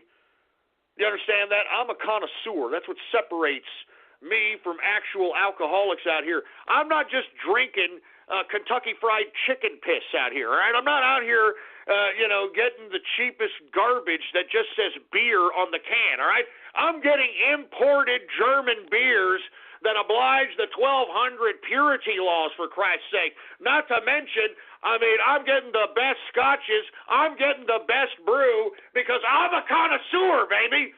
And if I can't get the best, then I won't drink. I deserve the best. I'm the capitalist, for Christ's sake, man.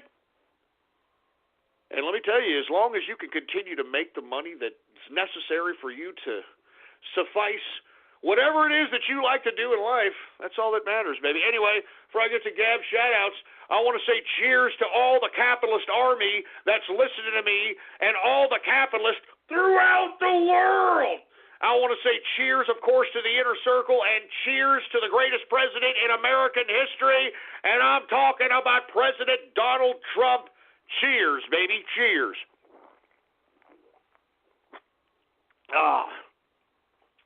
Good stuff, baby. I'm sorry. It's good stuff. Anyway, do we got any goddamn Gab shout-outs to be had, engineer? All right. Well, without any further ado, let's go ahead and get to some Gab shout-outs right now. All right. Who do we got here? We got Fly on the Wall Trading.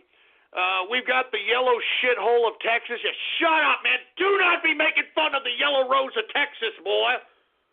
Don't you dare. Who the hell else do we have out here? We got selling Inner Circle bootlegs for 42 coins. Look, shut your ass. Ain't nobody selling Inner Circle bootlegs, you understand? Don't make fun of the Inner Circle.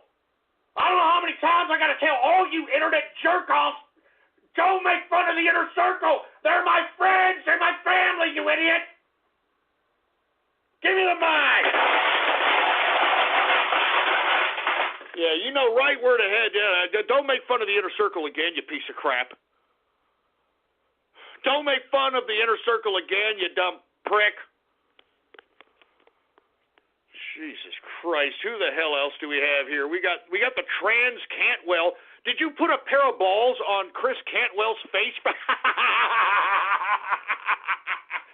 Look, I'm not joking. Go to the Gav account, the Next 12. THENIXED ONE and the number 2. Somebody put a pair of balls right on the face of Chris Cantwell, for Christ. my God. And let me tell you something. They don't want none. They don't want none, baby. They don't want none. Anyway, what's going on to Randy Uno? How you doing? Who else do we have here? We got Ghost has found a queen. Look, shut up with that stupid Ugandan knuckles garbage, please. It's stupid. Jesus Christ. Let's see. We got Super Dan in the house. We got BN King in the house. What's going on? Pegasus LGBTQ nightclub San Antonio. Are you kidding? Is this? Look, I think you idiots are just making up these like real businesses in this town, and you idiots are just go shove it up your ass. All you trolls, I know what your asses are doing, man. Good God. Who else do we got here? We got the Silver Dollar Drag Club. Look, shut up! Look, stop making accounts for freaking gay clubs in this goddamn shithole called San Antonio. Stop it! I mean, that was the second goddamn Gab account that was made for some goddamn fruitball, trashy, pothole gay club in San Antonio. Oh, jeez. Give me the mic. Jesus Christ, man. I'm telling you, man. You guys are making me sick. You guys are making me sick. Steamed ham bones, whatever the hell that means. Hame of fruit. Hame of fruit. What the hell does that mean? Hame of fruit. What the hell does that mean? Uganda coin. We got Manhood Magic in the house. My Lusa. Yeah, shut up! You son of a bitch! Stop making me say some perverted crap! Stop making me say this garbage or I'll end the gun. I don't know what the hell else to say to you goddamn troll internet terrorist bastards, man. You know? I don't get it. I don't. Christ, man. Give me the mic. Give me the mic! I mean, don't you idiots understand that true capitalist radio is serious business, man, and that the only reason that I give out Gab shout-outs is so that I can make the goddamn show a little interactive, to say the damn least. And this is what I get, for Christ's sake, man. Do you understand? I'm serious business now, all right? I'm not trolling now. I make money moves. Do you understand? I mean, I've got production notes that I handwrite myself, man. Now's the time to get more happy, because the SoCal resident ticket is back at the Disneyland Resort. Save up to 25% on select multi-day tickets, and with more savings, you get more excitement, more joy, and more magic. There's no better time to get more happy. Visit Disneyland.com/SoCal or click on the banner for details. Savings based on non-discounted price for the same ticket. Valid for residents in select SoCal zip codes with valid ID. Tickets expire May 24th, 2018. Restrictions apply. Hi, I'm a helpful Southern California Honda person, and recently we've been doing random acts of helpfulness, like donating shoes to children in need and helping a music therapy facility with new instruments. And we can help you too with a great deal on an award-winning Honda, like the all-new and completely redesigned Accord, a Car and Driver 10 Best a record 32 times. Click the dealer locator link to find a dealer near you and go to SoCalHondaDealers.com to suggest a random act of helpfulness for someone you know. Car and Driver, January 2018. Oh, Jesus Christ, man. Who else do we have, man? We got Play Gucci Gang. What the hell does that mean? Jesus Christ. Macking hoes in churches. What, macking hoes in church? What the hell are you talking about? You go to church to meet women? Sick bastard, for Christ's sake. We got the Sultan of Knee Guards. Shut up! Stop making me say that crap! Stop it! Why can't you just make a regular name, man? Jesus Christ, man! Oh,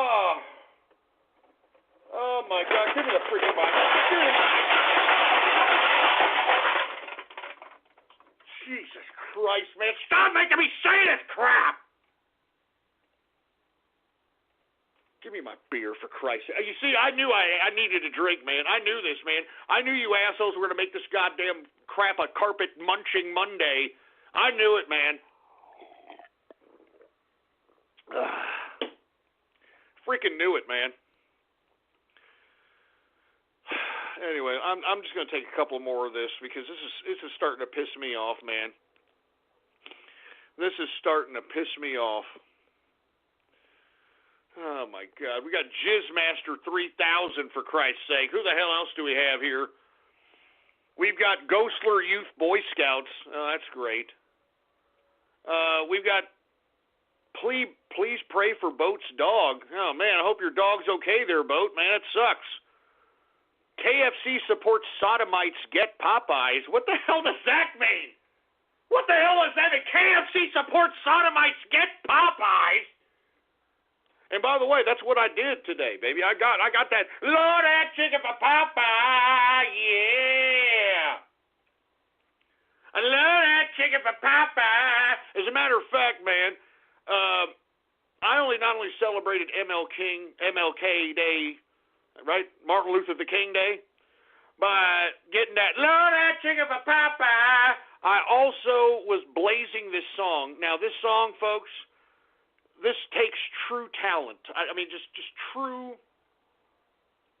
talent.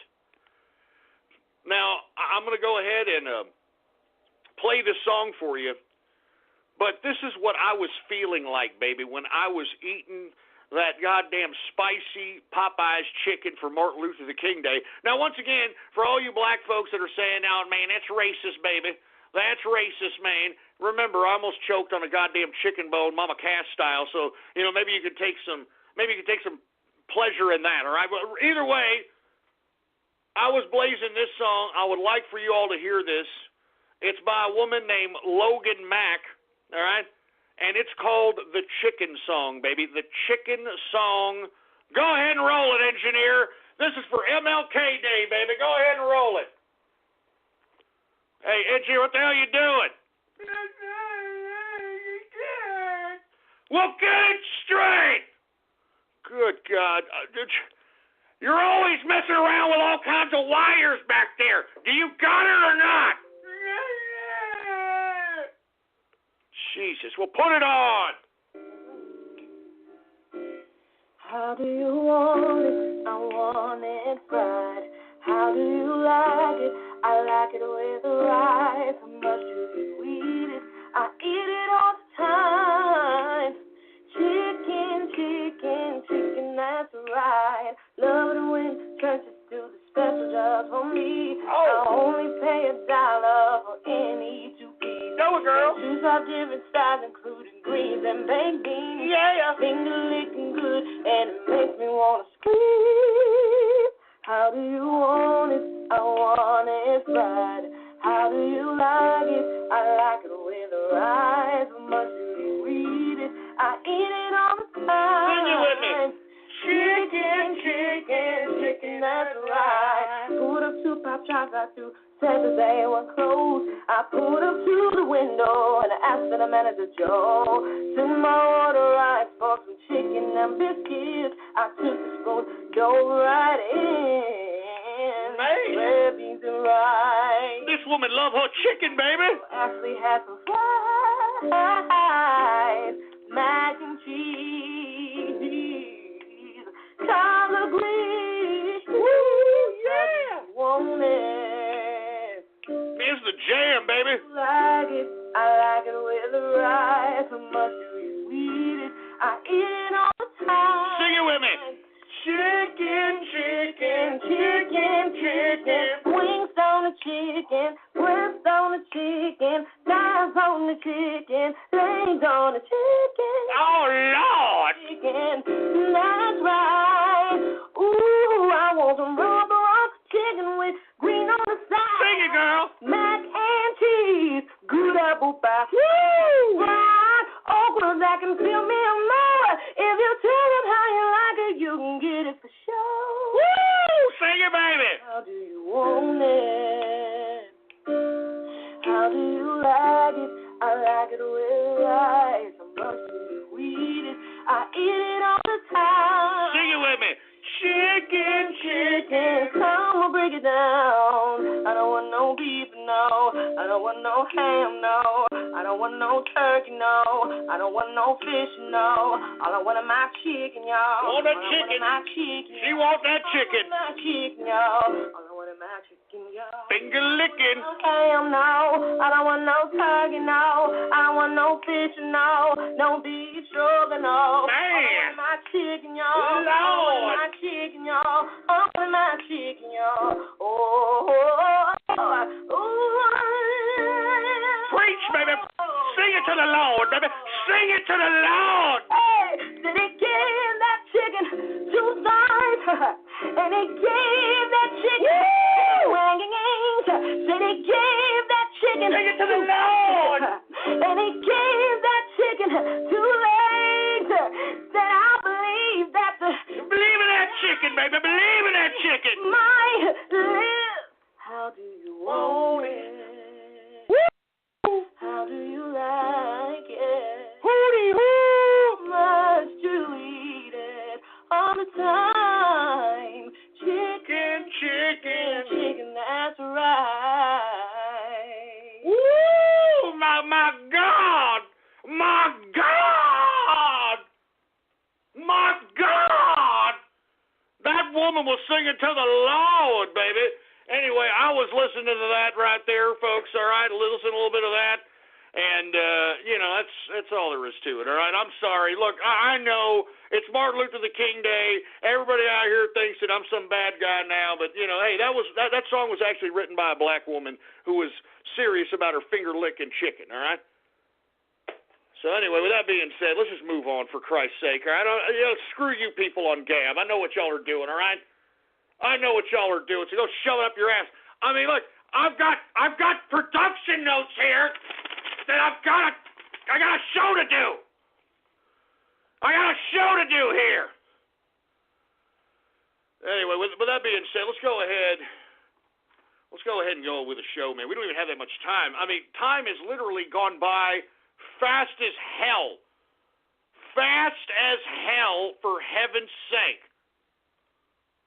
I mean, we're already in the 3rd hour. We're 10 minutes in the 3rd hour. Are you kidding me? Hey, man, business talks, baby, all right? Let's talk about President Trump for a minute, okay? Now, we all know about the shitstorm that's on the mainstream media out here. I mean, I'm not even joking around. Did you see CNN just take this, alleged statement that President Trump made in reference supposedly to Haiti and Africa, calling them shitholes, for Christ's sake? I mean, they actually took this. They actually took this and used this as an opportunity to just say every goddamn word that you can imagine. I mean, I'm not joking around. I mean, they said everything that you could even imagine, folks. Oh, my God. I mean, hey, look, can you try to get the clip there, engineer? Because I definitely do want to see it. I want to see, just CNN going off keister, for Christ's sake. All right. I mean, I want to see it, for Christ's sake. Is this it, engineer? I don't know. I can't find it. Anyway, there's some guy, all right, that comes out and just literally says the N-word. I mean, I don't know, man. Anyway, the mainstream media is utilizing this as a means to just go ahead and make the president look stupid, all right? And secondly, they're utilizing this to curse on TV. They're the ones cursing on TV. They're the ones saying all kinds of N-words and this and that. And meanwhile, let's be honest, they're utilizing this as a means to do so they can degrade society, for Christ's sake. So at this point, now that you could say shitstorm and shithole and all this other crap on television, I mean, I guess that's the going way, thanks to the mainstream media. And not to mention, I mean, once again, I hate to keep reiterating this, but lest we forget that Haiti is surrounded by a whole ocean of fish. They're surrounded by a whole ocean of fish. And yet, folks, I gabbed, what was it, a couple of days ago, a video, and this was before the Haitian earthquake, okay? Before the Haitian earthquake, in which it shows the population of Haiti surviving on mud cakes. I'm not joking around with you, folks. Mud cakes. I mean, they're surrounded by a whole goddamn ocean of fish. And instead of going out there spear fishing, figuring out a way to capture fish, capture crab, whatever comes out of the ocean to eat, no, that's just too much work. Let me just go ahead and let me take, look, what's right by my feet? What's right by my feet? This dirt. Let me just take this dirt. Let me get it. And let me pack this up. Let me sprinkle some freaking lemon on it. And let me shove it in my pie hole. You can't make this up. You can't make this crap up. Oh, my God. Ugh. And look, somebody, of course, is trying to make a case for Gab. We got some bleeding hearts out there. You don't think that the water, that they defecate in the water, Ghost, and you don't think the water has parasites? Why are they shitting in the ocean? Why are they doing this, huh? Why aren't they making, like, outhouses, like we used to do back in the old days? Even when we were out here, taking 7 steps, turning and drawing to see who had bigger balls out here. We had Billy the Kid, all this crap. We still realize that, hey, look, we're going to go to a shitter, and we're going to dig up a hole, and we're going to make sure that this outhouse is here, and when this shit hole fills up, you put dirt over it, and what happens? It vegetates the earth. All of a sudden, you got all kinds of weird vegetation growing out of that shithole. All right? No offense. I'm serious. But, I mean, let's be honest. I mean, we've given these people all kinds of aid. Well, they've been giving themselves AIDS, but we've been giving them all kinds of aid and all kinds of dollars, and nothing comes of it. Nothing comes of it whatsoever. Now, why is it on the other side of the island? Because, folks, they share an island with the Dominican Republic, and the Dominican Republic is nothing compared to what Haiti is. Now, can somebody completely explain to me how that works? Explain to me how that works. I'm just saying, folks. Even if the president did say it, and I don't really care if he did or not. It is a shithole. All right, Haiti's a shithole, and you know what? Africa is a shithole too. Name me one place you want to go visit right now in Africa. That's right. You can't think of one, can you? You can't think of one. Even South Africa. Lest we forget, South Africa was at one time the most supposed racist area in the world. They had apartheid. That means that the white people were completely separated from the black people. And you see, I'm not trying to make any kind of case for apartheid, but during the time of apartheid, there was at least good parts of town. There was safe areas to go, etc.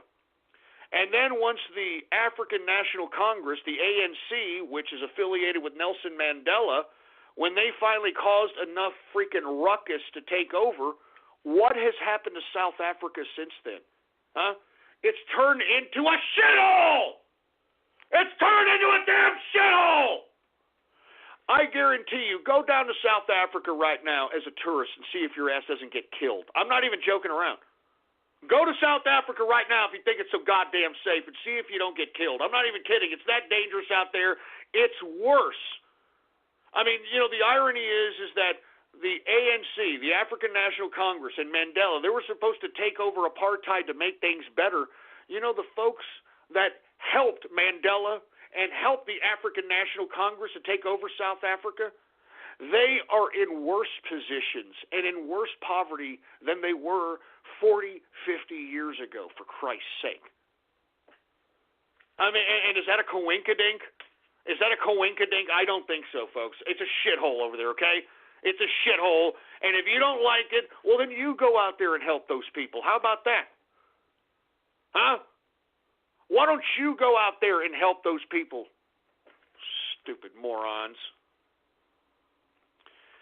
Anyway, with that being said, and hey, thank you very much. I mean, I want to tell you right now, you've got to listen to this video. And let's go back to the mainstream media going shitstorm over shithole. All right, listen to this right here. I think this is the clip. Is this it there, engineer? All right, let's see if we can find this one here, folks. All right, we're going to go ahead and listen to this guy just completely going just bonkers because allegedly the president said shithole because of Turbin Durbin. And let's be honest, Turbin Durbin's a piece of anti-American trash. All right? I mean, he's the guy that wants more terrorists in. This is the guy, open border, ultra-liberal. But if you're going to believe this guy, go right ahead. Who gives a crap? Let's go ahead and listen to CNN. All right, let's go ahead and listen to CNN going completely bonkers over the fact that they are. I mean, I don't know what the hell they are. They're sick. Go ahead and roll it, engineer, for Christ's sake. This is actually aired on CNN. All right, and this is just because the goddamn president allegedly said shithole. Listen to this. These conversations that this is economic, so let's be clear. A white honky from Norway can come here, but a black dude from Haiti can't. What does that tell you in America that in one generation called you a nigger? What does that tell you, Don? I can tell you that what that tells a honky like me. We're no different than we were a generation ago, and we're learning the same lessons that we learned when we call the Chinese man a slant eye, when we call the man from Guatemala a spick and a wetback, and we call the black man a nigger. That's what it tells me. We got a ways to learn, but we can step back and say we're proud because I spoke this on CNN. 30-1, the emails I got were saying, you speak for us, and we are not from Africa, and we're not from Norway. We're from Italy. We're from Ireland. We're from Greece. Every single one of them was from a place where they would say, hey, hashtag, I'm one of them. Oh, my God. This is CNN, okay? I mean, they're pissed off at supposedly the president saying the word shithole, and then you've got this idiot. What the hell's his name? Phil Mudd saying what you just heard right there. That was on CNN. That was on CNN right there. Okay? I mean, this is what they're trying to do to our society, for Christ's sake, man. Wake up. I mean, you can't listen to these people anymore, folks. You understand? You cannot listen to the media anymore. They are just complete liars. You understand? They're just complete liars. Anyway, let's continue going here. Let's talk a little bit about how DACA, even though the president was trying to be bipartisan and trying to say to the Democrats and those Republicans that hold sympathy to this stupid deal that, hey, why don't you go work out a deal, give me something that eliminates or changes this lottery system, eliminates the chain migration, and build me a wall, and I'm malleable on DACA. That's what the president said. Remember last week we saw that televised meeting that we all thought was actually productive, and here you have Dianne Feinstein and freaking asshole Turbin Durbin out here backstabbing the president when the president is actually trying to incorporate them in a bipartisan effort to get some crap done. You understand? But now the president said that DACA is dead at this point. These people don't, and let's be honest, folks, all right? Let's be honest. What President Trump is trying to do, because in essence, you've got people on the Republican side that are not going to vote for elimination of DACA. They are not united on DACA. That's why the president can't just say, hey, we're eliminating it. We're all in unison in the Republican Party, and we're going to vote against it. That's it. It's over. We can't do that. Republicans are actually in favor of this crap. They're actually in favor of this garbage. So with that being said, that's why the president put both of these sides, their nuts on the table and say, hey, you really care about these people? Do something. Right now, I'm willing to sign it. I'm willing to sign it now. Remember, Obama didn't even do anything when he was in power for these DACA kids. And he had a democratically controlled goddamn freaking government for a long time, and he did nothing. So that's why the president at this point, let's be honest, that's why he threw the nuts of the Democratic Party on the table and said, hey, look, give me a deal, I'll sign DACA. And the Democrats, let's be honest, they're playing politics with this because they don't want the president to go down as the man who signed DACA and who gave 800,000 people either limited citizenship or a path to citizenship, because the votes that the Democrats are trying to seize with DACA will eventually, if Donald Trump signs a DACA plan, will fall in line with the Democrats or pro-Trump candidates.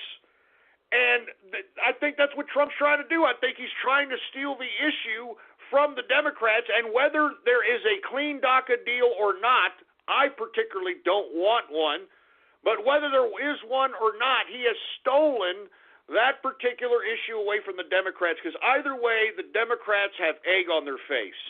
They're now using DACA as a means to try to justify a government shutdown. We're closely approaching, I believe, the January 18th or 19th deadline to pass a budget, and they are going to utilize DACA as a means of shutting down the government. Now, why are they doing this?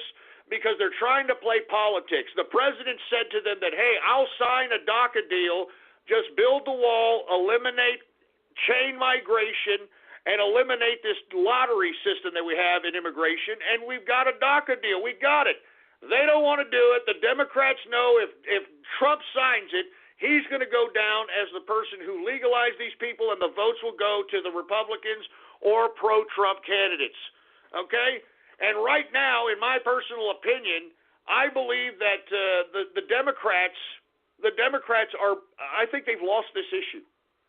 I mean, you see the DACA kids protesting at Nancy Pelosi's rallies, and you see the DACA people coming out and literally protesting at the Democrats' town halls and that sort of thing, because they're not stupid. They realize that the freaking Democrats are using them as a pawn.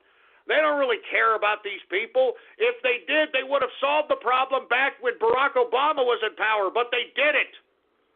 So right now, they're caught in a rock and a hard place, and the Democrats actually believe if they use DACA as a means to shut down the government, that it'll bolster the credibility with the DACA people because of this action. And you know what? They don't care. And that's what these Democrats don't understand, man. They don't care. And I think that Donald Trump has played this beautifully. Once again, five-dimensional chess. And now you have Trump saying, hey, the DACA deal's dead on arrival. These Democrats, they don't want a deal. They didn't care. I was compassionate. I said I would sign a deal. They didn't want to put one up. As a result, I'm not signing anything. They're pricks now. Go screw yourself, Democrats. And now Democrats are kind of screwed, because now if they attempt to shut down the government with DACA, then the United States people, the people of the United States, are going to get pissed at the Democrats for shutting down the government for illegal immigrants. You understand? Now they're in that position right now. The Democrats are threatening to shut down the government for illegal immigrants. And you think that looks good to them in 2018? You think that looks good for them in 2018 elections? I don't think so. Anyway, let me continue going. The President of the United States celebrated Martin Luther King Day today playing golf. Oh, man, I don't blame him, man. It was a good day off to do so, too. Anyway, I want to talk a little bit about Hawaii's fake emergency alert, folks. If y'all don't know, Hawaii, because of some moron pressing a wrong button, supposedly, it set off this nationwide alert that there was an incoming missile coming into Hawaii, and it scared the living bejesus out of everybody in Hawaii. And let me tell you something, I purposely believe that this was planned by the leftist Democrats in Hawaii to try to put egg on the face of Trump. I mean, let's be honest, right after this happened, you have this stupid hula girl congressman, Tulsi Gabbard, out here trying to blame Trump, even though it was her own state. It was her own state out in the middle of the ocean. Trump is freaking tens of thousands, 8,000 miles away, And they're blaming Donald Trump because some stupid moron supposedly pressed the wrong button and sent out an emergency alert claiming there's a freaking inbound missile coming in, for Christ's sake. This was definitely planned by the Democrats to try to, force Donald Trump into what? Sitting down with Kim Jong-un? I mean, I'm telling you, this is what I've been saying, okay? The Democrats don't want to be proven wrong.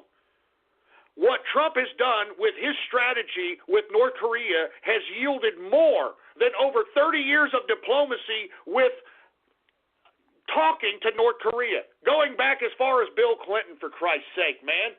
It's proven nothing. It's got nothing done. Here Trump is. He utilizes social media. He utilizes messagery to get into the head of Kim Jong-un, for Christ's sake, and now you got Kim Jong-un sending a delegation to meet with South Korea on a bilateral basis. And they actually got things done. It yielded way more than 35 years of diplomacy and paying off freaking Kim Jong-un and Kim Il-sung and Kim Jong-il. I mean, it did way more than that. And these Democrats can't stand it.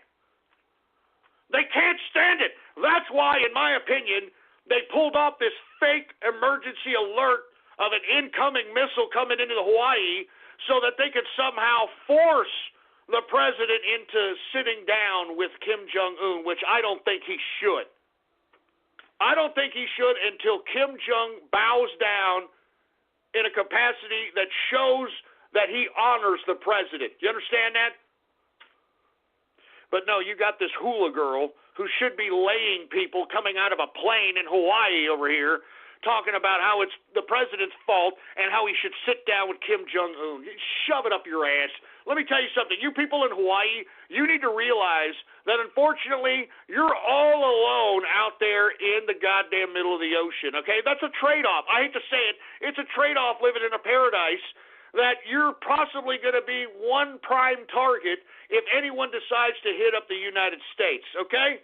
And, you know, I don't understand why you people can't incorporate that in your brain. I mean, you are and have been hit up before, all right? You remember Pearl Harbor, for Christ's sake? You remember Pearl Harbor, for Christ's sake? So that's why I'm saying, folks, okay? That's why I'm saying each and every one of you need to realize in Hawaii that, listen, you're trading off living in paradise with potentially being very vulnerable to a first strike when it comes to any of America's enemies, okay? And because you have incompetent people that are running your government out there, I don't know if they're I don't know if you have a emergency alert system that is ran by people who are pushing pineapples instead of actual buttons. I don't know what the hell the goddamn case is, but it's your fault that this goddamn false emergency alert system happened. It's Hawaii's goddamn fault. And if you're in Hawaii, you better start blaming your local governments. You need to start blaming this stupid, dumb, idiot hula girl, Tulsi Gabbard. You start blaming these people, all right? And you need to come to grips with the fact that you may be potentially a first strike when it comes down to any American enemies wanting to hit the United States. All right? Now, let me move on because we're running out of time here. I didn't realize I was, taking so long on the markets. Let's continue. Did you all hear that Russia's foreign minister, Lavrov, blames the United States for destabilizing the world? Huh? And what did I tell you about these stupid Ruskies? What did I tell you, man? A bunch of pieces of backstabbing crap. And that's why we should never trust Ruskies. You should never befriend Ruskies. These Ruskies are pieces of unloyal trash. I mean, lest we forget, folks, this is the same group of people who brought us serfdom. Which is lower than slavery. Do you understand me? They brought us serfdom, which is lower than slavery. I'm not joking. And we're supposed to take these people like what? As regular, everyday people? These people, in my opinion, are throwbacks in evolution. All right? They're mouth breathers. They're cockeyed.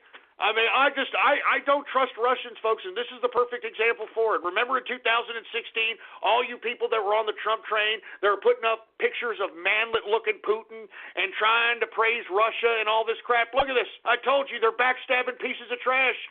I hate these Russians. I'm not joking. All right?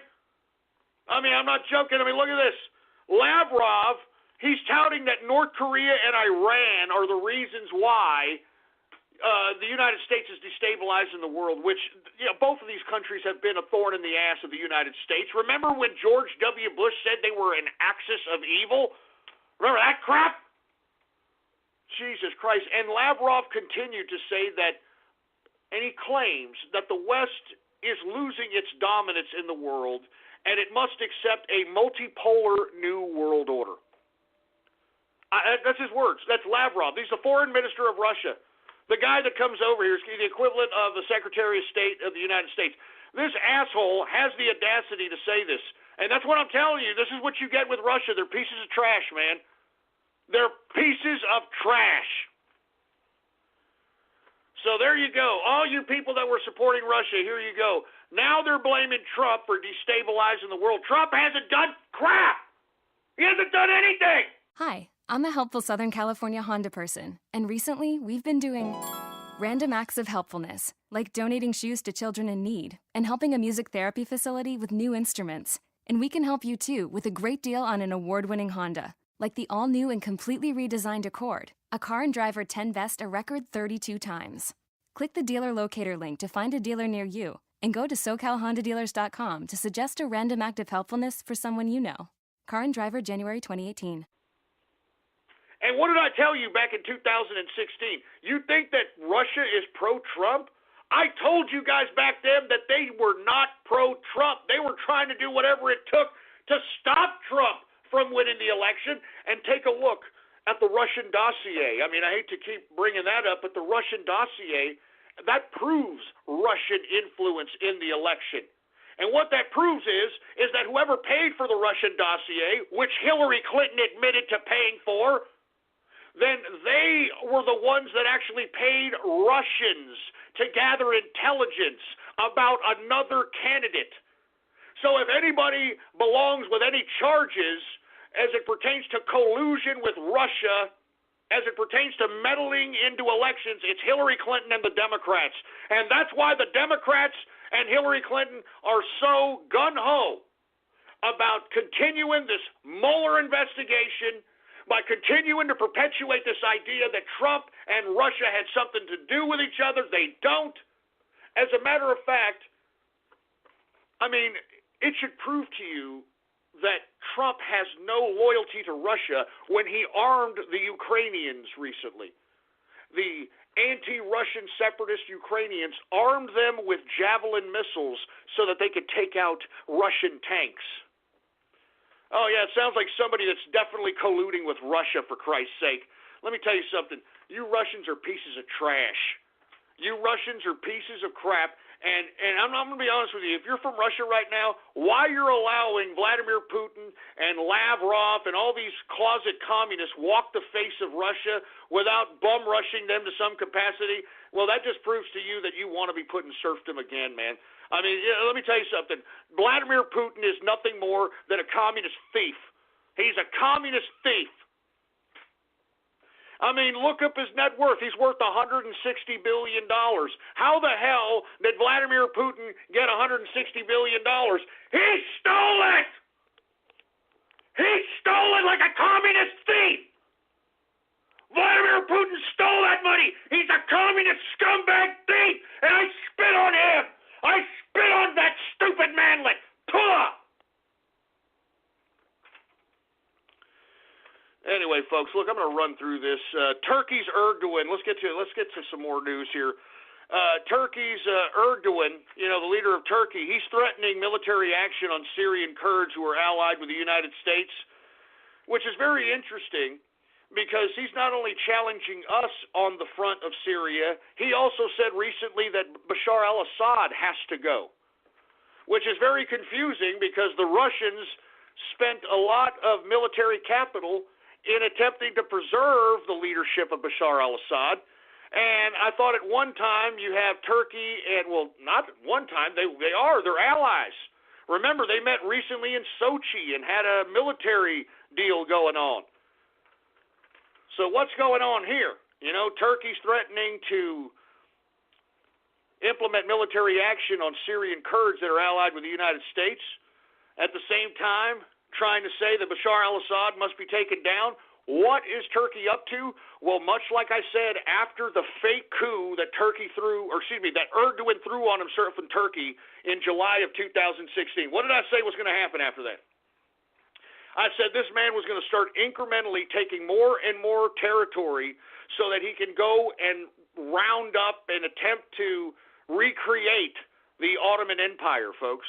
And right after the coup, I mean, you can look back in the archive, July 2016, I broadcasted on a Sunday to make this prognostication that Erdogan was going to move right into northern Iraq, he was going to move into Syria, and he was going to continue going on trying to gather as much geopolitical area as possible. And that's what he's doing right now, folks. And remember, I said that he threw that fake coup on himself to put a spotlight on his enemies on the domestic front and galvanize the Muslim world around him as being a strong Muslim leader. If you remember correctly, looking on Twitter, after the coup on Erdogan, everybody in the Muslim world was jockeying Erdogan as a Muslim hero. So I'd watch out for Turkey's Erdogan and what moves he's going to make, because remember, we've got a potential war footing between Saudi Arabia and Iran right now. Major war footing.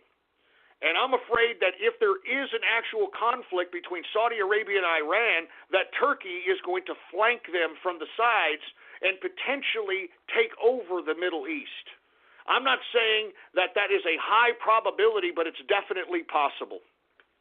And as you can see, folks, all right, as you can see, the UAE, which is allied with Saudi Arabia, which have both had an embargo on Qatar for a lot of different reasons, and that has been a dispute amongst itself. Well, Qatar decided here recently that it was going to send fighter jets to intercept 2 commercial civilian aircraft. And lest we forget, folks, the United Arab Emirates, they're known for their aircraft, their luxury aircraft. And I don't know if Qatar's doing this as a saber-rattling to warfare or an attempt to try to curb their business as it pertains to air travel. Because, I mean, I told you, folks, they've got $100,000 airplane tickets in some of these damn flights out of UAE. All right? And if they are not going to have the amount of airspace so that they can travel their civilian airlines, that's going to be a lot of revenue. All right? That's going to be a lot of revenue that's lost. And not to mention, I mean, Qatar's, they're flexing nuts, man. Iran is helping them out. I mean, something's a brewing in the Middle East, boy. That's all I'm saying. Something's a brewing. And not to mention, guess who's back in Iraq? Guess who's back in Iraq? ISIS is back in Iraq. Now, why is ISIS back in Iraq? Remember, the ISIS, that's a CIA operation, lest we forget, all right? Let's not be stupid. Well, the reason ISIS is back in Iraq, in my opinion, is now we've got the ISIS forces working for the new foreign policy that's being implemented by the Trump administration, which is, getting Saudi Arabia and Iran into a direct confrontation. But also, I think that we're sending in ISIS to basically spank the Iraqi government. Because lest we forget, folks, we put those scumbags in power. I don't know how many goddamn trillions we wasted, and not to mention lives, not to mention United States soldiers' lives, putting these pieces of crap in power in Iraq today. And you know what they did when we gave them their autonomy? They went right and went buddy-buddy with Iran. As a matter of fact, you've got mostly Iranians within the Iraqi geopolitical area, for Christ's sake. And you know something? What really pisses me off is that when we went into Iraq, we were told that the Iraqi oil would pay the cost that was incurred by the United States liberating these ungrateful people. And I was the only one out here back in 2008, 2009, 2010 screaming, why are we not forcing these people to pay us back? Why are we forcing Iraq to pay us back the $4 trillion we spent liberating those ungrateful pieces of crap. Why? We just forgot about that? Did Mr. and Mrs. Joe Sixpack in America just forget about this? Wake up, man! So in my personal opinion, ISIS making its head rise in Iraq has everything to do to spank Iraq into submission. Because let's be honest, man, I mean, those oil fields should be the United States of America's. And I've said this time and time again, at the very least, this ungrateful government in Iraq should have at least paid us back as they sold oil on the world market. Even England, even Britannia paid us back for the things we did for them in World War II. How come these ungrateful Middle Eastern pieces of Jehudi crap get a pass on the $4 trillion that was incurred liberating these ungrateful people? Anyway, in my opinion, folks, I'm not going to say any more than that. I think that's why ISIS is there. You saw double suicide bombings, 38 dead, and of course the Iraqi prime minister is saying they're going to crack down. They're going to crack down on ISIS sleeper cells. Yeah, we'll see about that, Iraq. As a matter of fact, I would like to see Iraq toppled at this point. I mean, George H.W. Bush should go down in history as a complete buffoon liberating these pieces of trash. Ungrateful pieces of garbage. I'm sorry, they're ungrateful. I'm sorry. Anyway, folks, that's about it. All right, I do want to, before I get to Radio Graffiti, I do want to end with this, okay? I have invited these white nationalist alt-right pricks to come on the broadcast and, try to air their grievances and articulate their political ideology. And the reason I want to invite them to do so, because I will make them look lower than a leprechaun's nutsack. I will make them look like a mental midget, folks, because as I've stated, these alt-right pricks, these white nationalists, they have nothing but abstract rhetoric packaged up in white racialism. That's it. That's it. And moreover, folks, the reason I'm going at these pieces of crap is because they are proud socialists. I mean, look at all these white nationalists and these alt-righters that are out here gabbing at me. They want socialism. Why? Because they're life losers. They're no different.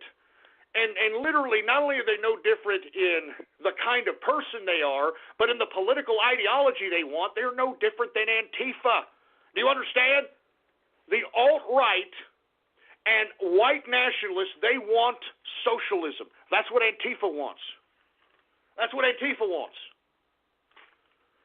That's what Antifa wants. So with that being said, look, before I get to Radio Graffiti, I've got a couple of numbers for Chris Cantwell, and I'm going to call one more again these numbers to see if I can get this guy on the horn, because I'm tired of this guy talking garbage about me and thinking that he's just going to get away with this crap. I'm not letting him get away with it. All right. That's all there. I'm not letting him get away with it. So bear with me, folks. Give me about a couple of minutes here. I am going to call. Do you got the numbers, engineer? All right.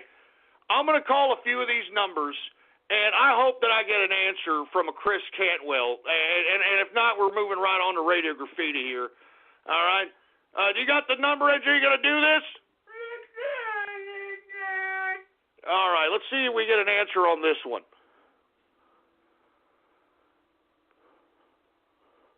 All right, it's dialing now.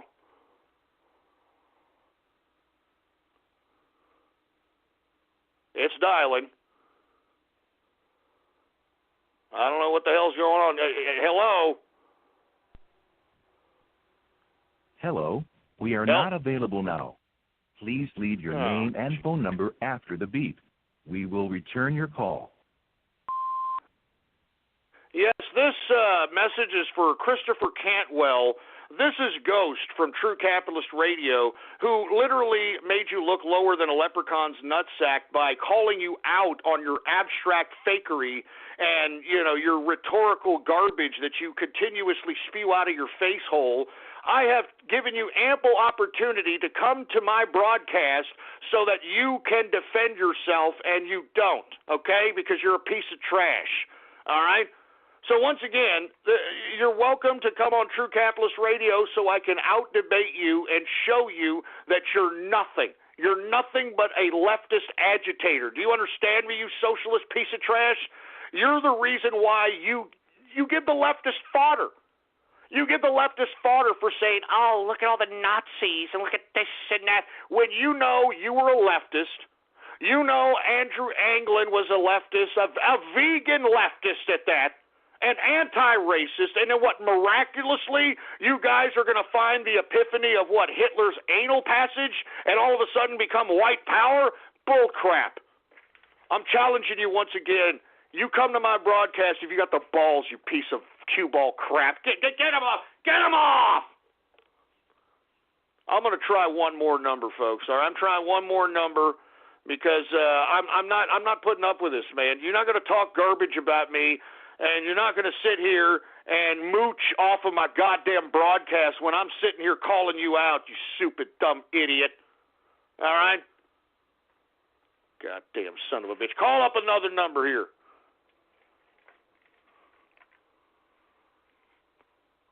Come on, pick up, bitch tits.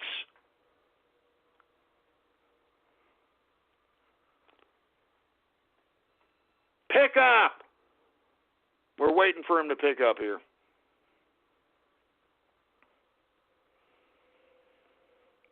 And I think we're going to have the same garbage, are we? It's going to keep ringing. I mean, I don't know if it's ringing. It says it's dialing here, folks, but yeah, typical, man. Typical. I'm telling you. Not answered. Of course it wasn't answered. Of course it wasn't answered, boy. Because I'm telling you, Chris Cantwell don't want none of this. Jesus Christ. Let's see who else we got here. That's enough. All right, I've had enough. Let's just go ahead. Let's just go ahead and get to everybody's favorite part of the broadcast. I'm done with this stupid, dumb, crying Nazi ass crack. If you see him, you tell him I will make him look lower than a leprechaun's nutsack to the point I will give him so much goddamn knowledge it'll grow hair back on his cue ball head. All right? And tell him to shave his head. That looks ridiculous, for Christ's sake. You look like a goddamn chia pet. Anyway, do we got any goddamn radio graffiti callers, engineer? All right. Without any further ado, let's just go ahead and get to some radio graffiti callers right now. How about 716 Radio Graffiti? Hey, Dad, it's Ghost Likes Green Day. Is it cool if you get queer with the engineer? No, shut up. And I'm not your dad, all right? Shut up. Anonymous Radio Graffiti. I don't want to hear another chimp. You understand me? No more chimps. Let me get my freaking gun. Let me get my freaking gun out of here, for Christ's sake. Jesus Christ. I don't want to hear chimp noises again. No more chimps. No more damn chimps. I see some police outside right now. I'm telling you this right now. I'm not being taken out alive. I'm not being taken out alive.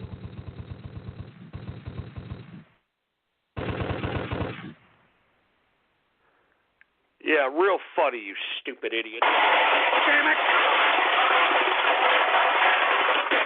Man, I told you, stupid assholes, man. No more chips. But you keep picking, you keep doing all this crap. I'm telling you, no more chimp outs. We don't want people chimping out here. No more chimps. Give me the mic. Goddamn mic, man. God damn it. Stop chimping out. Jesus Christ. Who else do we have here, for Christ's sake, man? Carpet Munching Monday in the house. Good God. How about 808 Radio Graffiti? Hey, Ghost. Good show. And I'm super pissed off my snake ever being so effing incompetent, man. And honestly, I would leave Hawaii if it wasn't for the plumbing job that I have. Good show, by the way. Oh, man. Well, I'm sorry. Hey, look, I mean, I don't know what to tell you. I'm not trying to say that the people of Hawaii deserve anything bad. I'm just saying there's a trade-off of living in paradise, you know? There could be a hurricane, tsunami, a missile. That's all I'm saying, all right? 240 Radio Graffiti. Snake Nerds Radio Graffiti. It will be legal in Texas to shoot Martin Luther the King. I have a dream.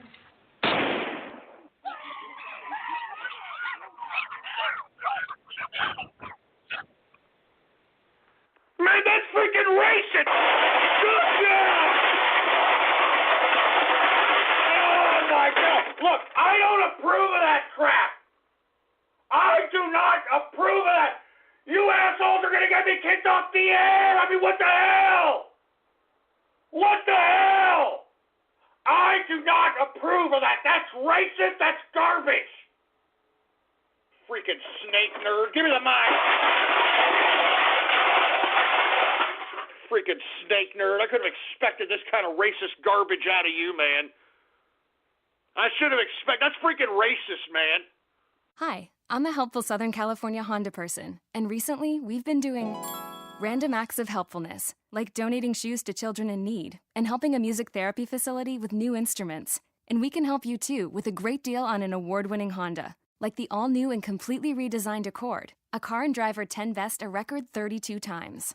Click the dealer locator link to find a dealer near you, and go to SoCalHondaDealers.com to suggest a random act of helpfulness for someone you know. Car and Driver, January 2018. Now's the time to get more happy because the SoCal resident ticket is back at the Disneyland Resort. Save up to 25% on select multi-day tickets, and with more savings, you get more excitement, more joy, and more magic. There's no better time to get more happy. Visit Disneyland.com/SoCal or click on the banner for details. Savings based on non-discounted price for the same ticket. Valid for residents in select SoCal zip codes with valid ID. Tickets expire May 24th, 2018. Restrictions apply. 507 Radio Graffiti. Good. I love it with the anthem of the Ugandan people.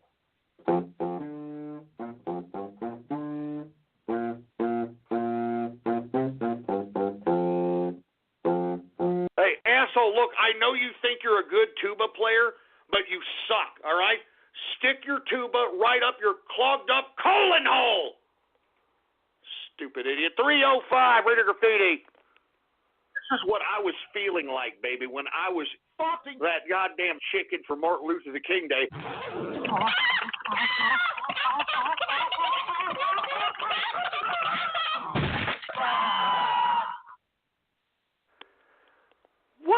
What the hell was that? Good God! Oh my! What the hell was that? What the hell was that? Oh Jesus! What the freaking carpet munching Monday? Give me the mic! Jesus Christ, man! Oh, Jesus, what a screwed up Monday, man. I'm sitting over here I'm trying to convey ideas. I'm trying to make capitalists here, and this is the kind of crap I get, man. Welcome to the internets. Welcome to the goddamn internets. Oh, my God. Who else do we have here? 352 Radio Graffiti. All we say to America is be true to what you said on paper.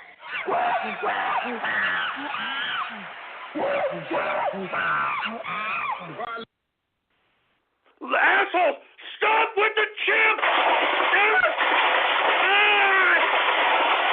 Damn it! God damn it, stop me with that racist crap, man! I'm not joking anymore! I'm not joking anymore! Enough of the racist chimp crap, man! That's racist, man! That's freaking racist! Good God, you sick, twisted pricks! No more chimps! No more goddamn chimps! No more chimps!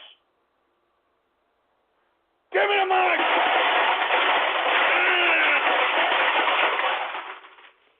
No more chimps! God damn it, you racist pricks! Oh, good God, man!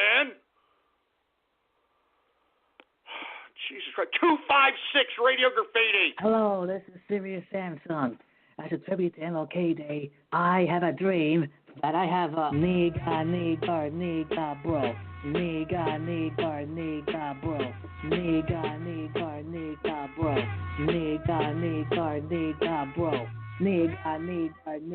bro. Yeah, all right, shut up. Just shut up, all right? Just shut your stupid face, you failed troll, all right? What's up with you all being racist today, man? This is horrible. This is horrible. 412 Radio Graffiti. 5:45 p.m. Wake up from a particularly intense visit to Tumblr's paw fetish tag. Even managed to stretch over my belly and reach my teepee long enough to come without Mummy's help. Shut up, you sick prick, you fanfic prick. Shut up. Shut up. Jesus Christ. 713 Radio Graffiti. We got the Pet Mexican, Radio Graffiti. Anyway, I decided since it's Martin Luther King Day, I might as well go ahead and put on the speech, engineer. Yes, sir. I have a dream that one day this nation will rise up and live out the true meaning of its creed, freedom and justice. I have a dream. We will be able to work together, to pray together, to struggle together, to go to jail together, to stand up for freedom together, knowing that we will be free one day. We'll be able to join hands and sing in the words of the old Negro spiritual. Free at last, free at last. Thank God Almighty, we are free at last.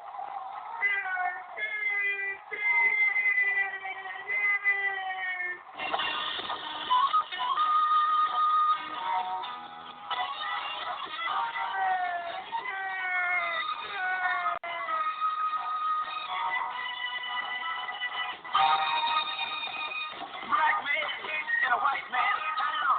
He's got trouble. Get in his way, he's gonna cut you down.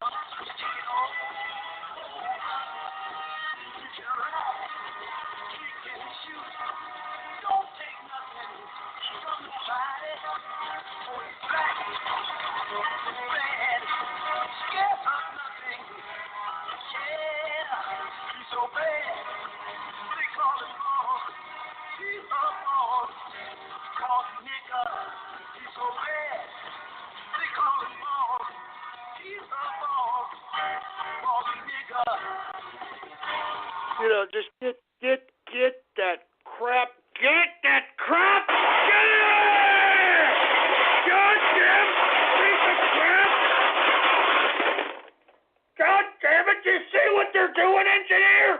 You see? God damn it!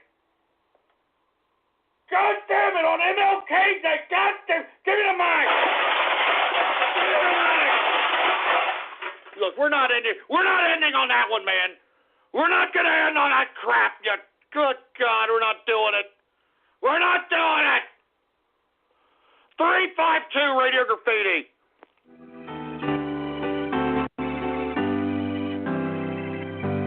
Swing low, sweet 42 coin, coming for to carry me on. Swing low, sweet 42 coin, coming for to carry me on.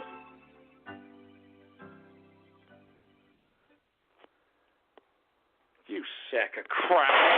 God damn it! I'm